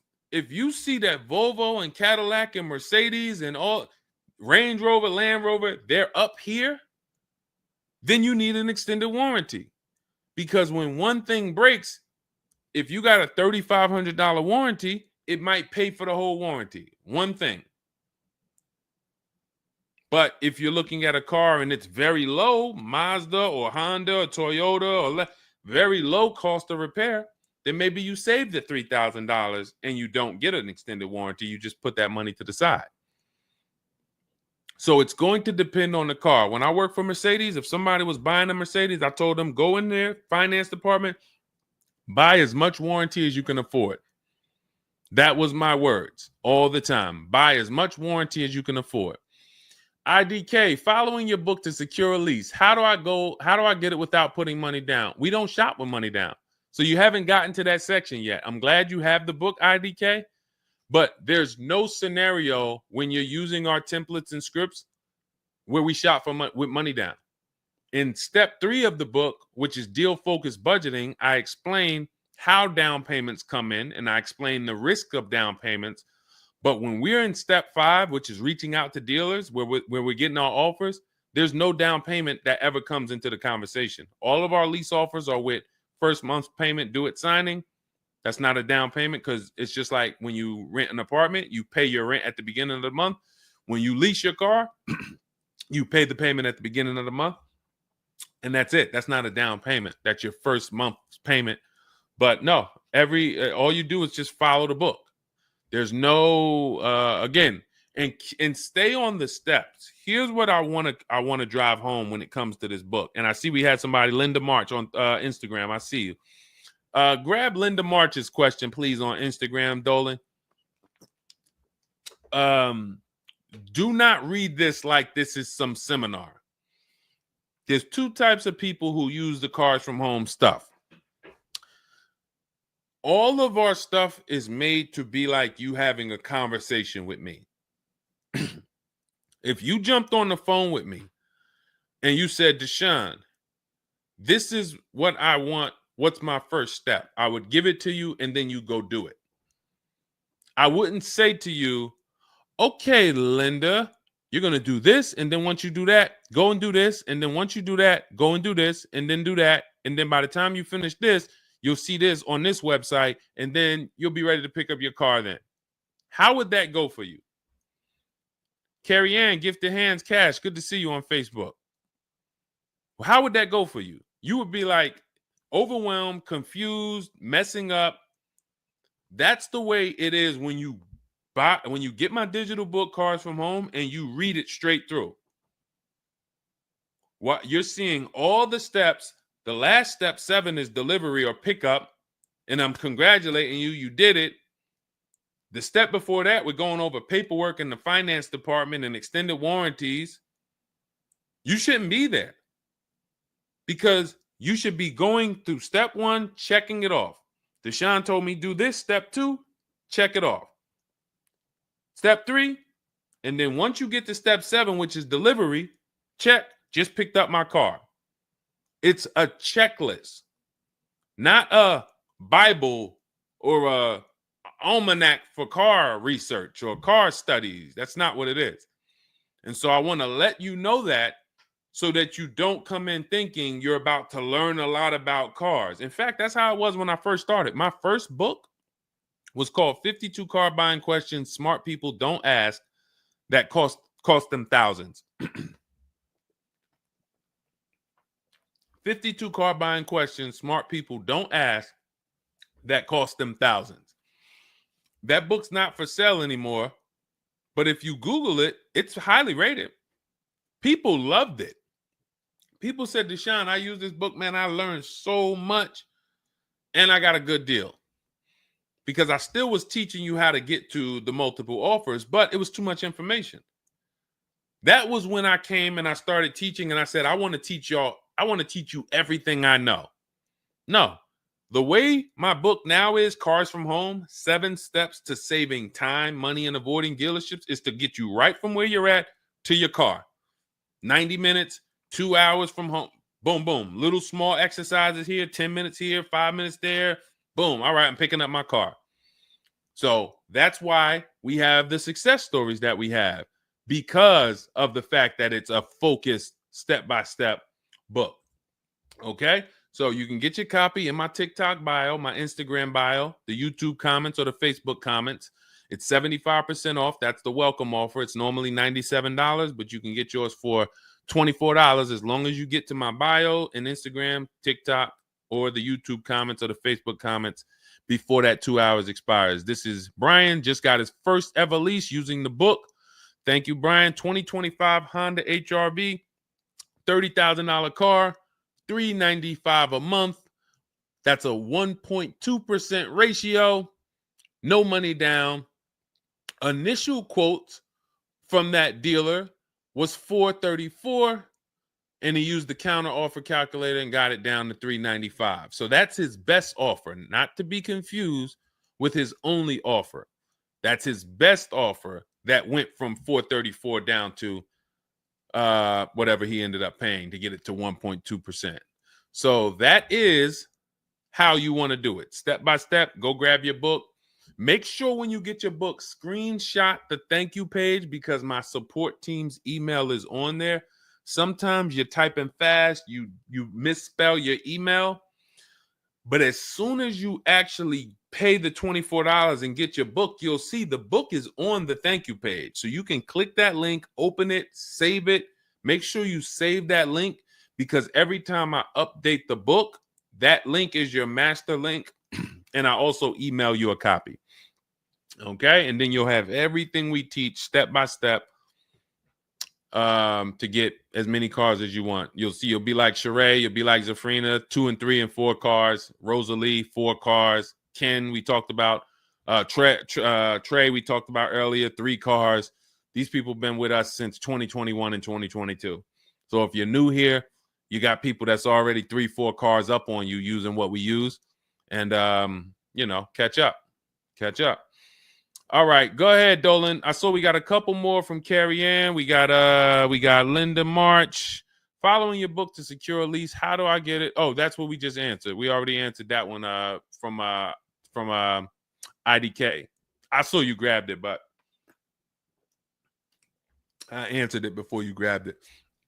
Carrie Ann Gifted Hands. Evening. Okay. Can a dealership... I'm sorry. I'm having trouble reading. I'm going to have tea on these broadcasts, because can a dealership take your newly purchased vehicle to a private mechanic without telling you? Actual dealership, because he refused to pay the money to get it fixed. Can a dealership take your newly purchased car? So if they're taking it to a private mechanic, then it most likely does not have a manufacturer warranty, because if it had a manufacturer warranty, for example, Kia has a 10-year manufacturer warranty, bumper-to-bumper warranty. I think it's 10-year bumper-to-bumper. But when the manufacturer puts a warranty on a car, dealerships don't really want to take it anywhere, because the manufacturer is covering the cost. They're covering the cost of the parts. They're paying the dealership for the labor. So it sounds to me like you got a pre-owned car and it was newly purchased to you, but it doesn't have a warranty. So they may have offered you some form of warranty. Maybe they put something in writing, and whenever you buy a car, you should have something in writing on the buyer's order. This is why we have a whole step in my book for paperwork and protection. That's step 6, because you need to have certain things in writing before you actually take delivery or pick up. But it sounds like they probably had an in-house warranty, like, hey, if you come back, you got 30 days or 3,000 miles, or you got 90 days, and if anything goes wrong, just come on, bring it back. And now you brought it back because you had an issue, and they're looking and saying, well, our guys can't fix the issue, or we don't want to pay our guys to fix it. We're going to pay, this guy over here, and he's going to fix it. He can do that because there's nothing in writing that says he can't do that. And she said, correct. Ask me how I know. I swear, the reason why I invite you into my world, guys, is because everything that you think is complex is totally normal for us. That's a crazy situation for you. I can tell you exactly what's going on because I've seen this situation for the last 20 years. So when you're coming into our world, it's like, wow, this guy really knows. I see why he can kind of keep me calm, because this stuff is calm for me. That's where I want you. It's like being with somebody and you're going into a scary situation, but they've been here 200 times. Oh, it's dark back there. No, nothing ever comes from back there. When we get up here, you're going to hear some sounds in the bush, but that's just little raccoons and they're harmless. They actually like, oh, okay. You start to get more comfortable because the other person has been here a lot. So there's nothing in writing that says he can't do that. But if it is in writing that he needs to fix the issue, that's really all you care about. What's really in writing is you need to fix this. How you fix it and who you get to fix it, that's your internal business. If you want to take it and outsource it to another mechanic because your mechanic can't figure it out, that's fine. Some dealers have a relationship with a dealer up the road. So if, a used car dealer might take it to a Subaru dealer if it's a Subaru, and they might, but their thing is they need to get it fixed because they're obligated. You said just purchased it, went back into the shop 2 weeks later, still did not have it back. Exactly. So they're going to try to do everything possible to get it fixed. And that may include taking it to someone who they think can fix it. Now, I assume, are your payments due? Did you start a loan? Because this is different if you have a loan and you have my car and I have a payment due in 2 weeks or 3 weeks or 1 week. And if my payment is due, then I'm going to actually wait probably 1 month. And if I don't have anything in writing of when I'm getting this car back, then I'm going to make a police report. And because now I'm getting ready to either unravel this deal, you got to give me a car. I need to, and watch this. Why the police report? It's to document what's happening. First of all, people don't like to see police pull up to their, it's leased. It's a brand new car.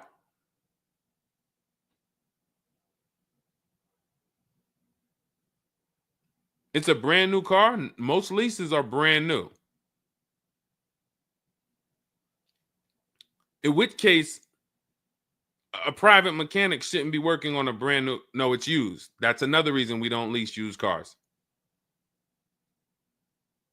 That's uncommon. See, that's what I was saying. Leasing used cars is very uncommon. No competition, warranty issues. This is why it's not a mainstream thing. And this is why it's not something that I recommend. But I don't say it's not possible. Because when people say, oh, Deshone, could you lease a used car? I'm not going to say, no, you can't. But what I'm going to say is we don't. Now, you have is there a warranty in writing? Did they write something on, because now you pretty much have a payment on a car that's used. That what is the warranty? What did they put in writing that they would cover if something went wrong? They had to put something in writing because they're covering it now. You know, or they have to fill some form of obligation. You paid 2 payments, but what warranty did they give you? Was it a certified car? Because that would give you a year warranty from the manufacturer. But again, I don't think you have a manufacturer warranty. In fact, I almost know you don't, because they wouldn't be taking it to a private mechanic if it had a manufacturer warranty. Originally 32,000, at the end 62,000 through. Originally 32,000, at the end 60,000 through Exeter. Yes. Well, I mean, originally 32,000. I don't know what you mean by that. Is that your mileage? I need to know. Did they put something in writing saying that they were giving you a warranty?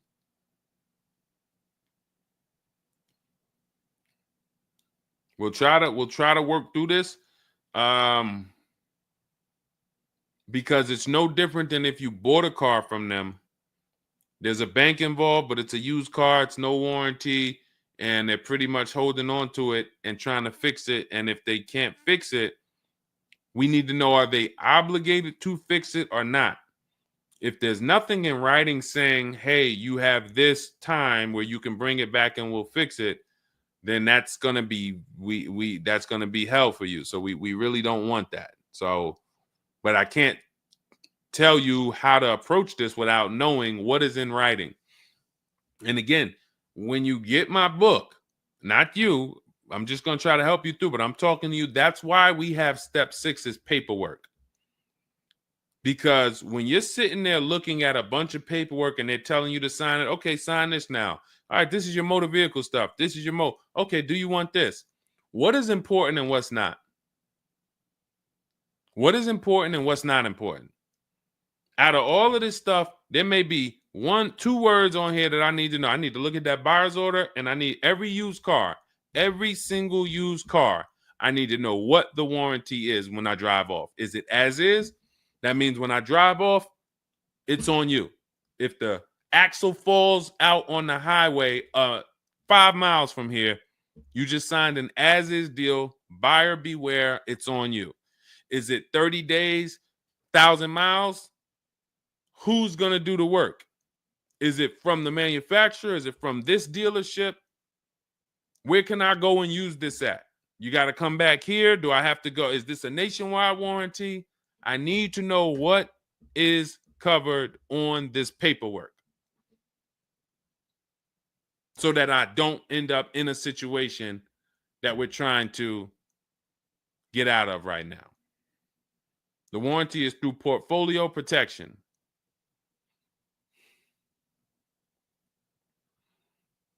So it's a warranty. May not be a good one, but it's a warranty. So if there's a warranty, that means they're obligated to fix it. And if they're taking too long to fix it, and I have a payment, did they put you in a loaner car? Are you driving now? What are you driving now? If I bought a car with a warranty and then it had problems, I dropped it back off to the dealership and they had it for 2 weeks, and I have payments I'm still making on it, I just got it and it's in the shop, I'm not going to let that car stay in the shop more than 30 days with no car. I'm in a loaner. Okay, so you got to just chill out. You got to just chill out. Hopefully the loaner is as nice as the car you got. And if the car and if that's the case, then you just chill out. It's not a mainstream program you're in. It's like a black market program. That's the best way I could describe it. These companies that lease used cars, it's a black market kind of behind. It's not a mainstream thing. That's why all of these companies are small or like very little known name companies. They could go out of business. Nobody knew. Who the heck were they? Nobody knew. portfolio such and such went out of business. I never even heard of them. Who are they? Because they operate in the black market back there. So the general manager refused to pay the $4,300 for the corrosion on an important part. Again, what's your payment on the car? I just want to, I think this is a valuable lesson. They've had my van since from June 19th. Oh, they've had the van for that long? And you've been in the loaner?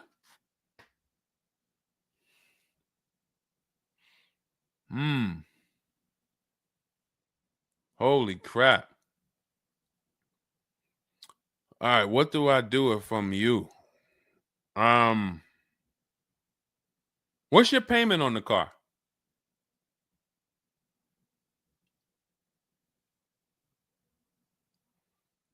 Company had your car for months. You leased it, dropped it off because it was having problems. They've had it for months and can't fix it. And you're paying $775 a month. What kind of vehicle is this?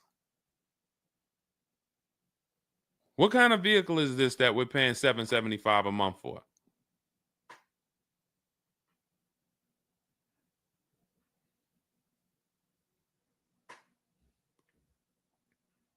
I just want to give you some time to type. I mean, I like to try to give you, I like to try to give you a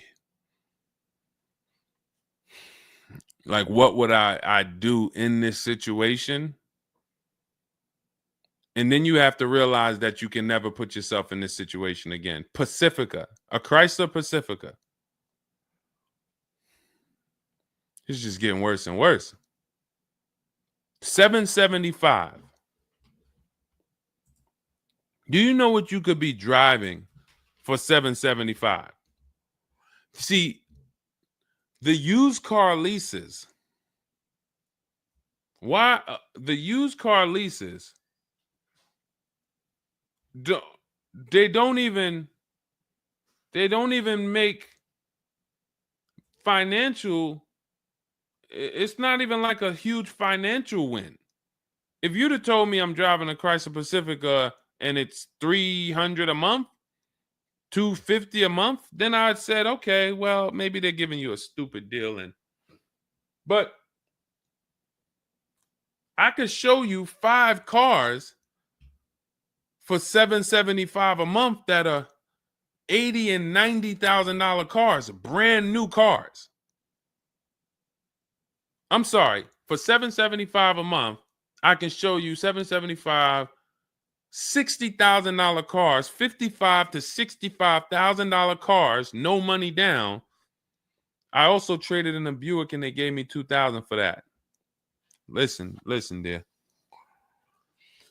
All right. They want to keep you in the car.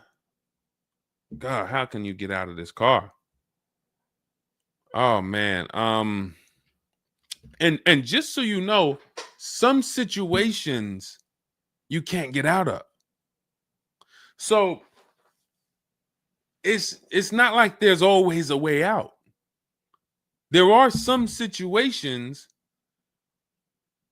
That's why the reason why I want you to have my book, 7 Steps, Cars from Home, 5-star rated, Google it. The reason why is because you're not going to, once you sign that paperwork, it's not as easy as you've been taught to just get out of it. If it's a bad deal, if it's an overpayment, you go switch your car. It doesn't mean you got out of that deal. You just got out of that car. You rolled over the negative equity to this deal.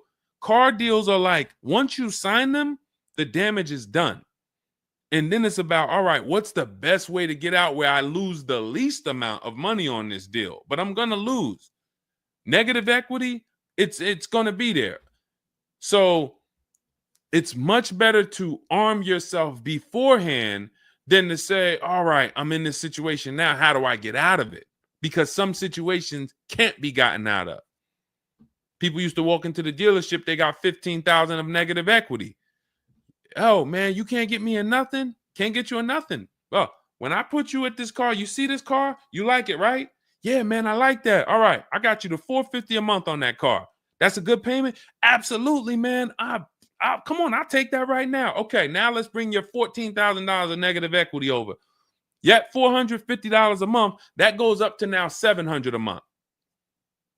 Oh man, shoot, man, yeah, nah, that I can't even afford that. But hey, here's the bad part. Even if you could afford it, the bank's not going to approve it. So it doesn't matter if you could afford it because the bank's not going to approve it. So you cannot get out of that car. So that's why you arm yourself now. That's why I'm telling you, before you need a car, before you go sign the paperwork, make sure that you are armed with the right information. So now, if in this particular case, and you have a cosigner, you put a cosigner on here, told us to wait 6 months, and then we can switch owner names and info. Every time I think this can't get worse, you make another comment, and it just gets worse and worse. They called me in yesterday to pick it up, and the same problems were present.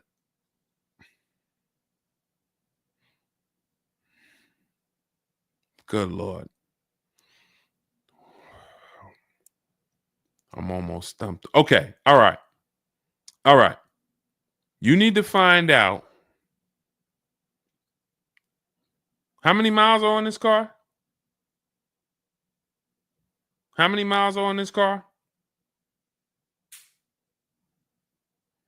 This is not a good situation. So that's why it's harder. And what I'm about to tell you, it might not even work. You may just be stuck in it. I'm trying to see if we can slice it any way possible to give you some form of solution. But if they keep giving you the car back, same issue, 60,000 miles on the car. Okay, so what I would do is you call and get the payoff. It's gonna be low. I mean, it's gonna be high. Call and get the payoff because your payment $775. I'm trying to see if you can sell your way out of it. Can you do a lemon law on a used car?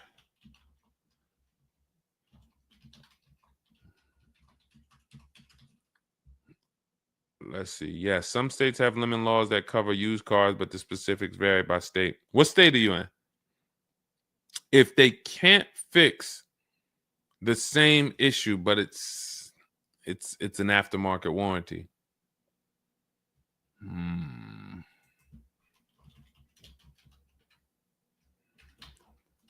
What state are you in?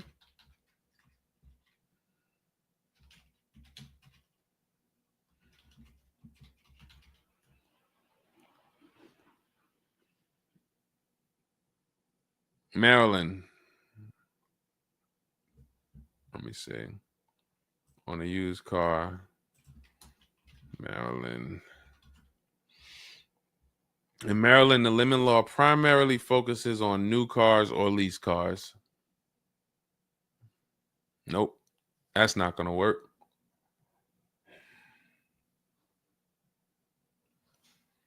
Jeez. I'm gonna be real with you. You could shoot me an email. I don't know if you can get out of this. You know, a contract is binding. You signed a contract. And let me tell you this. I don't know if you can get out of this without losing. You could just stop paying the car, have a repo on your credit. A lot of people will do that. I'm going to drop this car off, take your car back, voluntary repo, credits tore up. Not a good solution. It's going to cripple you from moving forward with cars. It's going to make it hard for you to get your next car. And then when you get a car, it's going to make that deal is going to be bad. Geez, how long is the lease? So this is just for those of you who are just joining us. We have this young lady got she leased a used car. Don't do this.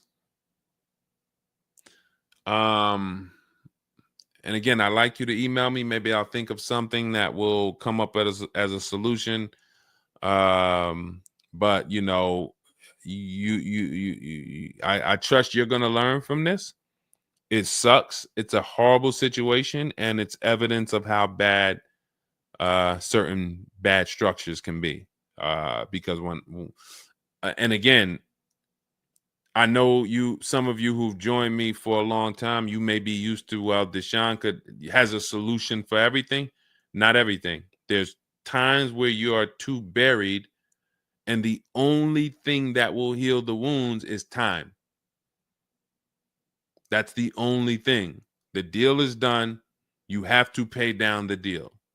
And then in a year, 2 years, you might be able you might be able to make a move, but you have to suck it up, bite the bullet, and we might be able to lean on them to get the car fixed. 78 payments. How? You said you leased it. This is a loan then. This isn't a lease then. 78 payments. You're in an 80-month loan on a Chrysler Pacifica paying $775 a month. It's not a lease, that's a loan, and it's 8 years that it's 7 years. 7-year loan.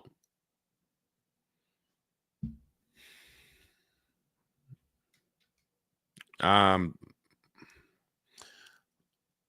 mean, this is why I do what I do. You know, like, I don't want you thinking, okay, maybe you don't sign, maybe you don't make a mistake that is this serious, but this is cars. When I'm breaking down these big numbers and I'm throwing out these big numbers, oh, this is a $4,000 mistake. Oh, if you don't do this, yep, you're looking at about $4,000 or $5,000 you're gonna leave on the table. You take a loan that's too long, yep, you're gonna overpay by probably about $4,000 or $5,000. That might sound like nothing to you, but how I'm telling you based on me being in dealerships and seeing situations where I'm like, you made a lot of mistakes. You combined all the mistakes and you made them. So I'm just Jesus. So you're in an 80-month loan, not a lease, and you have $775 a month to pay. You are so that means that loan, just to give you an idea of how much you've paid, you've been charged for this car. It's $775 a month times 80 is $62,000. So we're paying $62,000 over 8 years, over almost 8 years, or almost 7 years. Wait, 80 months, not 84. So yeah, almost 7 years for a Chrysler Pacifica. So we can't trade out of it. We can't sell our way out of it. That car is probably worth $20,000 at best. 2021 Chrysler Pacifica, 60,000 miles on it. That car is probably worth $20,000. But they charge you're gonna end up paying $60,000 for it. Jesus.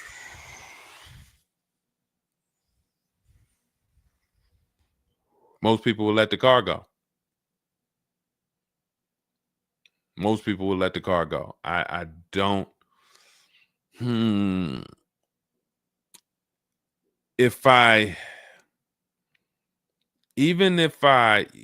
you run your negative equity, that is exactly what it's saying. 62,000.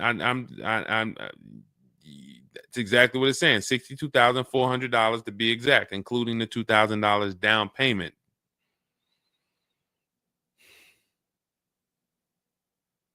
What's the name of this company that you did business with?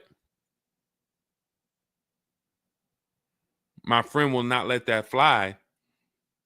That is one of the worst car transactions that I've ever seen anyone in.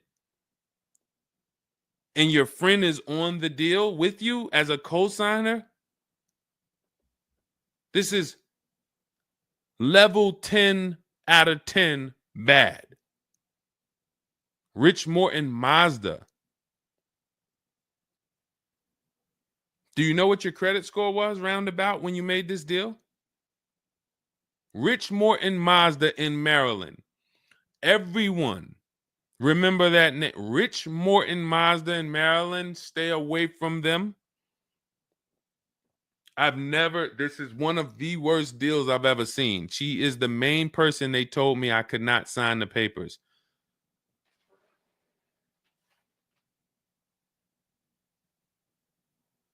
Oh. We wouldn't be friends anymore. Now, here's the truth. Nobody pulled the wool over anybody's eyes. We looked at these numbers. She didn't say to you, wait, these numbers look crazy. I'm not signing them. You're not getting this car. Both of you went in there and signed these deals. So let's I'm not even going to say she's the friend, but nobody's going to say, well, y'all tied me up and held a gun to my head and made me sign those numbers, and y'all didn't even read those numbers to me. So, but, jeez,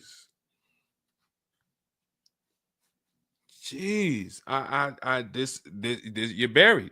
You are buried in this car. The only way, and what's crazy is, even if you voluntarily let it go, you ruin your friend's credit. Because she's the one who signed for the car. Bad, bad, bad, bad, everything bad. I wish there was a silver lining that I could think of. What I would do is I would find, you need to find out how upside down you are. You need to go on CarMax, write down these 6 sites, write down these 6 websites. You need to go on CarMax, Driveway, Kelly's Blue Book, Cash Offer, Auto Nation, Carvana, Car Gurus, Cash Offer. And you need to see what that car is worth. Let's say they say the highest offer is $25,000. $25,000. The total of your payments is not what you owe. That's what you would have paid after 7 years. You need to call the bank and you need to get the payoff. That is what you do tomorrow morning. You go on those websites tonight or today. You find out what this Chrysler Pacifica is worth. And then you call the bank tomorrow or the next or whenever, and you get the payoff. And you need to know what that gap is. If that gap is $25,000, then I am trying to get out of that car, and it might not be this year. It might not be this year, but I need to right now. I would go into an electric car lease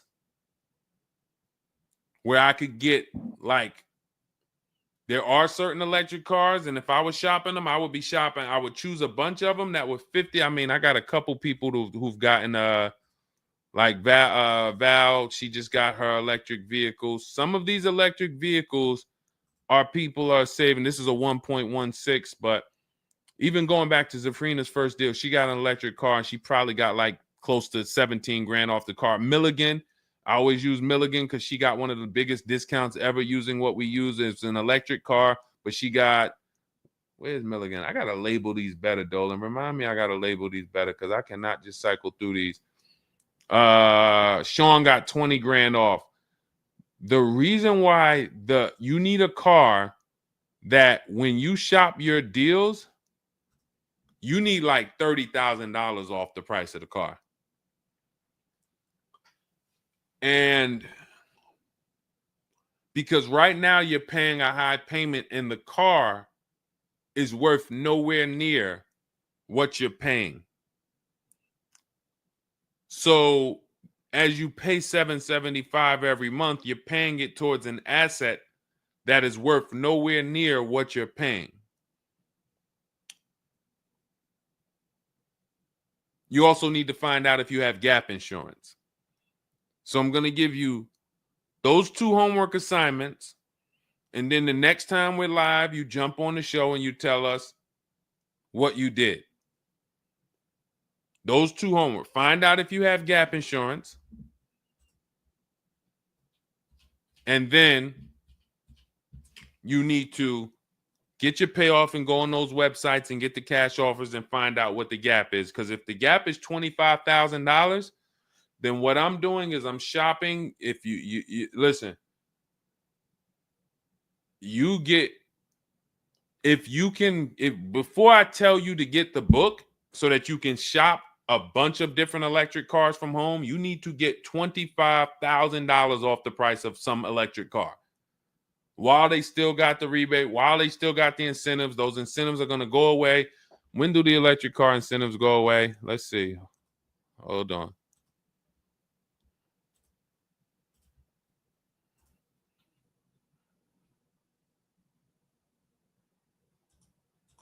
Hold on.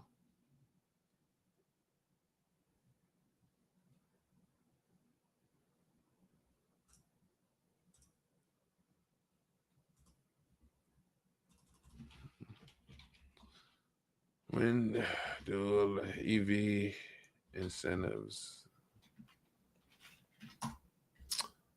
I'm going to tell you, you're probably going to see, we're not talking about tax credits. You're probably going to see huge electric vehicle incentives for the extended future because they're still building them and not many people want them right now.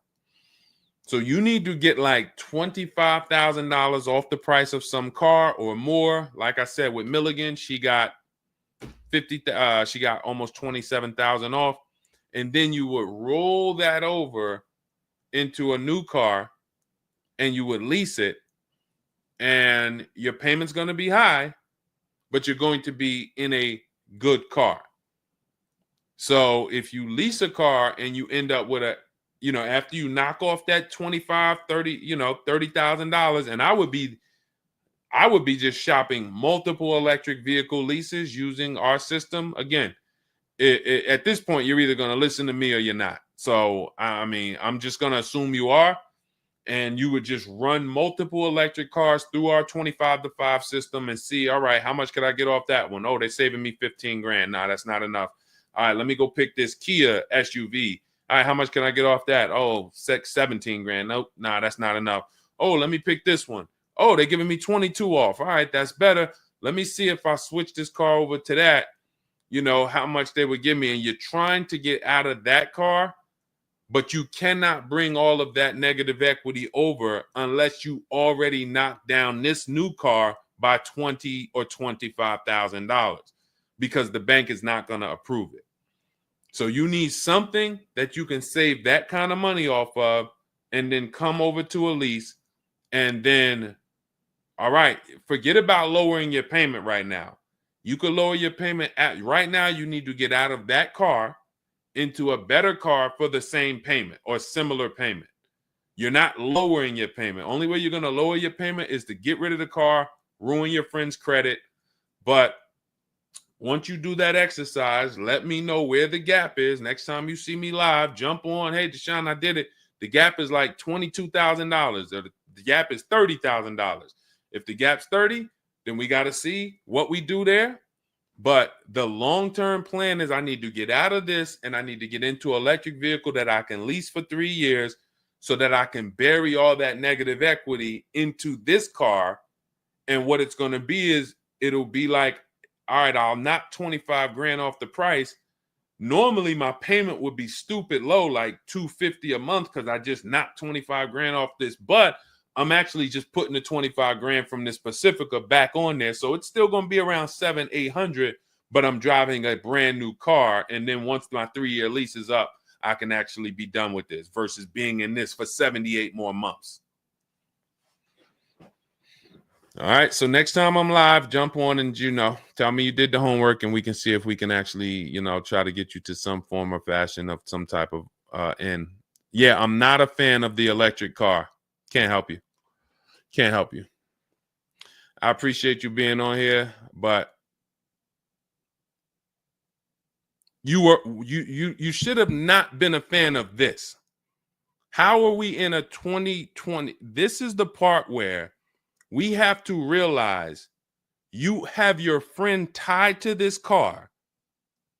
And I'm telling you what you may be able to do to get her out of this situation and get out of this Chrysler Pacifica. That is a car that is worth $20,000 that you have a loan on of $55,000+. And you're like, I don't like this electric car. I'm not a fan of it. I'm telling you, there's tons of them out there. We should not even have our friend on this deal. So be a quality friend. Don't be like the people who will come into the dealership, put their friend on a credit, on the credit. Hey, can you sign for me? I had one girl that would come in and she had her mom on one car, burned her mom, and they had somebody else from the church coming in here to sign for her to get another car because she burned her mother's credit.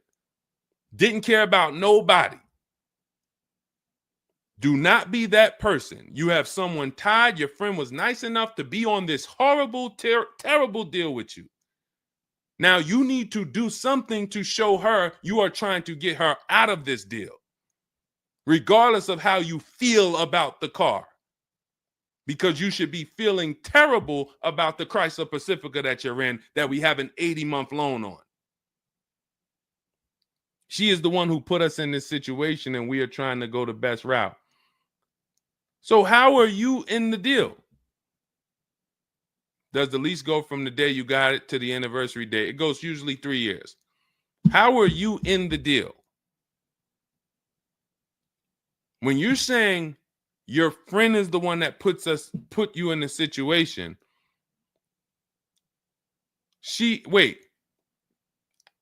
in one breath you're saying, believe it or not, she's the one who encouraged me to get it. And then in another breath, you're saying she's the one who put me in the deal, who put us in this situation.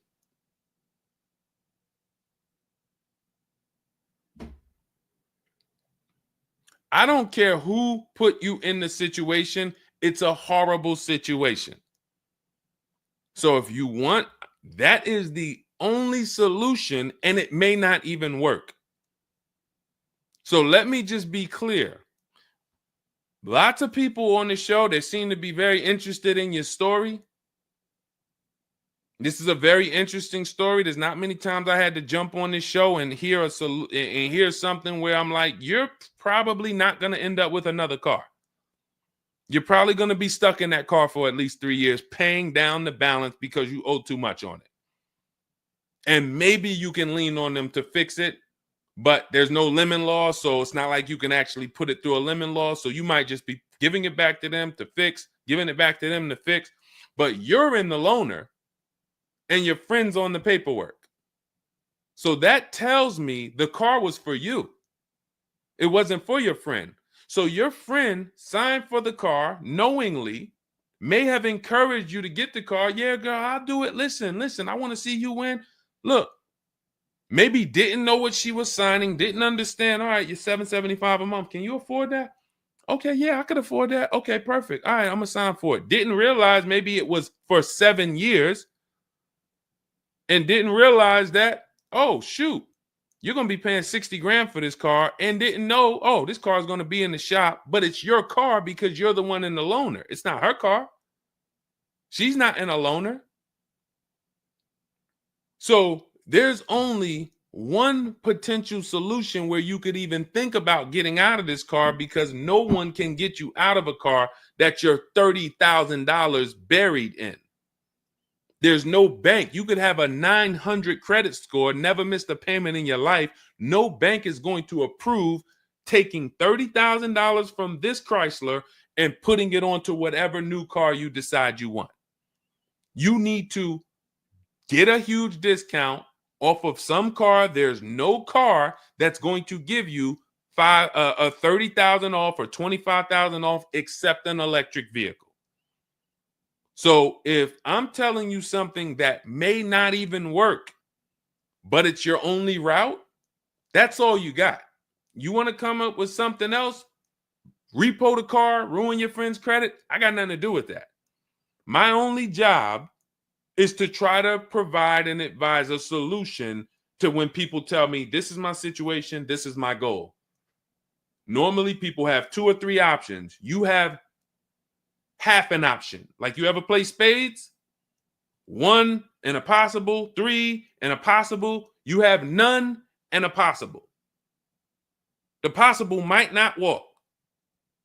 But I'm telling you, do this exercise, and then we can see if that possible will walk. If it doesn't, you got no books. You stay in the car, and that's your only option.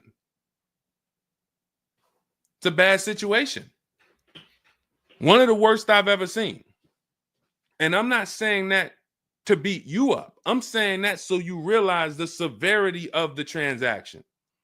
So if I have to bite this bullet and I got to pay this car for the next 2 years, 3 years, it's because I'm in a bad situation. And then when I pay down this car, maybe I can make a different move in 2 years. And then I'll be much wiser before I make my moves, so that I never end up in this situation again. Okay? So for everybody who joined, this was great. Again, my goal is to keep you from ever making mistakes. Every mistake you make on a car transaction costs you thousands of dollars. There is no the least expensive mistake you could make is getting gap insurance when you didn't need it. Getting gap insurance when you didn't need it, you just paid probably $400 or $500. You didn't need it. All right, you lost $400 or $500. That's the least expensive mistake you can make on a car. Everything else is thousands of dollars, $2,000 mistakes, $5,000 mistakes, and more. So you can avoid every mistake by having a step-by-step checklist. If it's in Deshone's book, I do it. If it's not in his digital book, I don't do it. So there's no way I'm going to make a mistake. That's okay, TJ girl. We'll be back tomorrow. If I'm giving you a checklist, check, do this, check, check. You're doing everything I say do. There's no room for a mistake. You're not following an almanac. You're following a checklist. That's why my book is called Cars from Home, 7 Steps to Saving Time, Money, and Avoiding Dealerships. Step 1 through 7, check them off. You do car transactions mistake-free. You don't miss any money with your financing. You don't buy bad cars. You don't do anything that you're like, oh, was this good? No, it's a checklist.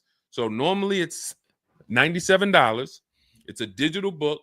So you can have it in your inbox in about 5 minutes, and you'll get it for 75% off as part of our welcome offer in my TikTok bio, Instagram bio, Facebook comments, or the YouTube comments. There's a link there. Just get there before that 2-hour countdown expires. Once it expires, it goes back up to $97, which is still worth every penny. You spend $700 on a home inspection. Why do you spend $700 on a home inspection when you might not even buy the home? Inspector might come back and say to you, you know what? Hey, listen, I got the report for you. Just so you know, that roof needs replacing. Those boards, the electrical system in the back, there's a lot of stuff that's not up to code. And then in the basement, you got some water coming in through the foundation there. Listen, house needs a lot of work. Here you go, $700. You and your family might not buy that house. Do you say to yourself, man, I wasted that $700, man, we could have kept our $700? No. You say to yourself, man, I'm glad we got that home inspection, man. We would have been in trouble. So this is how we approach cars. This is how people who I show you throughout the stream approach cars when they're working with cars from home. They're like, I want to make sure that if I can spend $24 and get Deshone's book, and that is my form of a home inspection, that's me guaranteeing I don't make a bad move, then I'm going to go spend that. And if I miss the $24 price and it's $97, then I'm going to go spend that to make sure I don't go out here and make a $5,000 bad decision. That's what we hold ourselves to. Thank you, Stephen Nash. Good to see you. So go grab your copy before the countdown expires. Get it for $24 instead of $97. It's in my TikTok bio, Instagram bio, YouTube comments, or the Facebook comments. And then use that step-by-step. New cars. Everything is in there for you to shop empowered, mistake-free, for you to be the prize. You deserve to be the prize. There is nothing else that you would spend $10,000 or $50,000 on, or some of you are going to get a $100,000 car. There's nothing else that you would go in spending that money on, and you wouldn't feel like you're the prize. You wouldn't go into the mall to spend $40,000 and say, y'all better get the velvet ropes. If you went into the mall to make a $40,000 decision, you'd be, hey, close this store down. I'm about to spend $40,000. You'd be bringing champagne out. All right, close the velvet ropes. Where's the velvet ropes? Everybody stay outside. This person's about to spend $40,000. But a $40,000 car, you go in and you'll take the mistreatment. You'll leave buyer's remorse. Not anymore. When you make the decision to get your book, follow these steps, you are mistake-free. You'll save all the money. And then when you drive off in your car, you feel like you're the prize. This dealer won my business. That credit union, that bank won my loan. This deal, buyer, Carvana, CarMax, Driveway, they got to buy my old car because they put the best bid up. Everybody won a bid. And that's how I know I won, because everybody competed for my business. I didn't beg none of you for anything. That's how we do. So go get your book. And if you want to get started and you're like, Deshone, you know what? Is there anything I can get started for free? Because I'm just getting to know you. I don't really know you yet. Now I want to see, then go grab my free cheat sheets.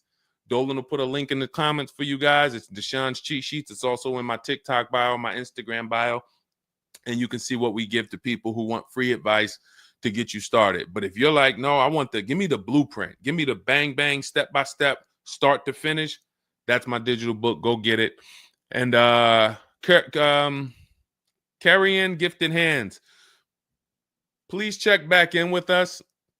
Let me know when you do that exercise how big that gap is between what the Pacifica is worth and what the cash offers will buy, what will pay for it. And then hopefully you can get to some solution. So I appreciate you sharing the story. I appreciate you being forthcoming, and certainly we'll wait to hear from you. Thank you everybody for joining us. We've been on here for almost 2.5 hours. It was a longer show, but I hope you all got a lot out of it. We talked a lot about all different things. Yeah, that's Denzel on the bookshelf. Absolutely. I got a lot of people on the bookshelf. I got Lucille Ball on the bookshelf. I got Miss Harriet Tubman on the bookshelf. Mr. Marcus Garvey. Who knows who that is?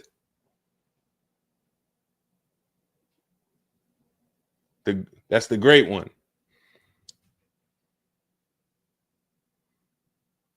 Y'all know what it is. I only have the greats around me. Alexis Chu, you don't know who that was? Who could tell Alexis who that last person was? Man, you better get up on the honeymooners. Yep, that was, yes, TJ girl. Yep, Jackie Gleason. Yep, that is right. The great one. So yeah. So yes, so it was a pleasure. We'll be back. We'll be back for another show. When you see us, jump on, get your questions answered. For those of you who have my book, I want to thank you. Shout out to I saw a couple people say they grabbed their book and they were using they were ready to use it. I would get the paperwork through email, never received it. I need your help. I bought 2 brand new cars. I was told I would get the paperwork by email, never received it. So call the dealership. Call it. You bought 2 brand new cars. You said you would get the paperwork by email. You never received it. Call the dealership and, hey, where's my paperwork? Ask for the finance manager. Where's my paperwork? That's what you do. All right. So all right, I'll let everybody go. I'm tired. I can't even get myself together. This is, I'm gonna jump off and we'll be back. We'll be back for another show. Make sure you get your book in my TikTok bio, Instagram bio, the comments, or the Facebook comments or the YouTube comments, and I'll see y'all on another show. All right. God bless you.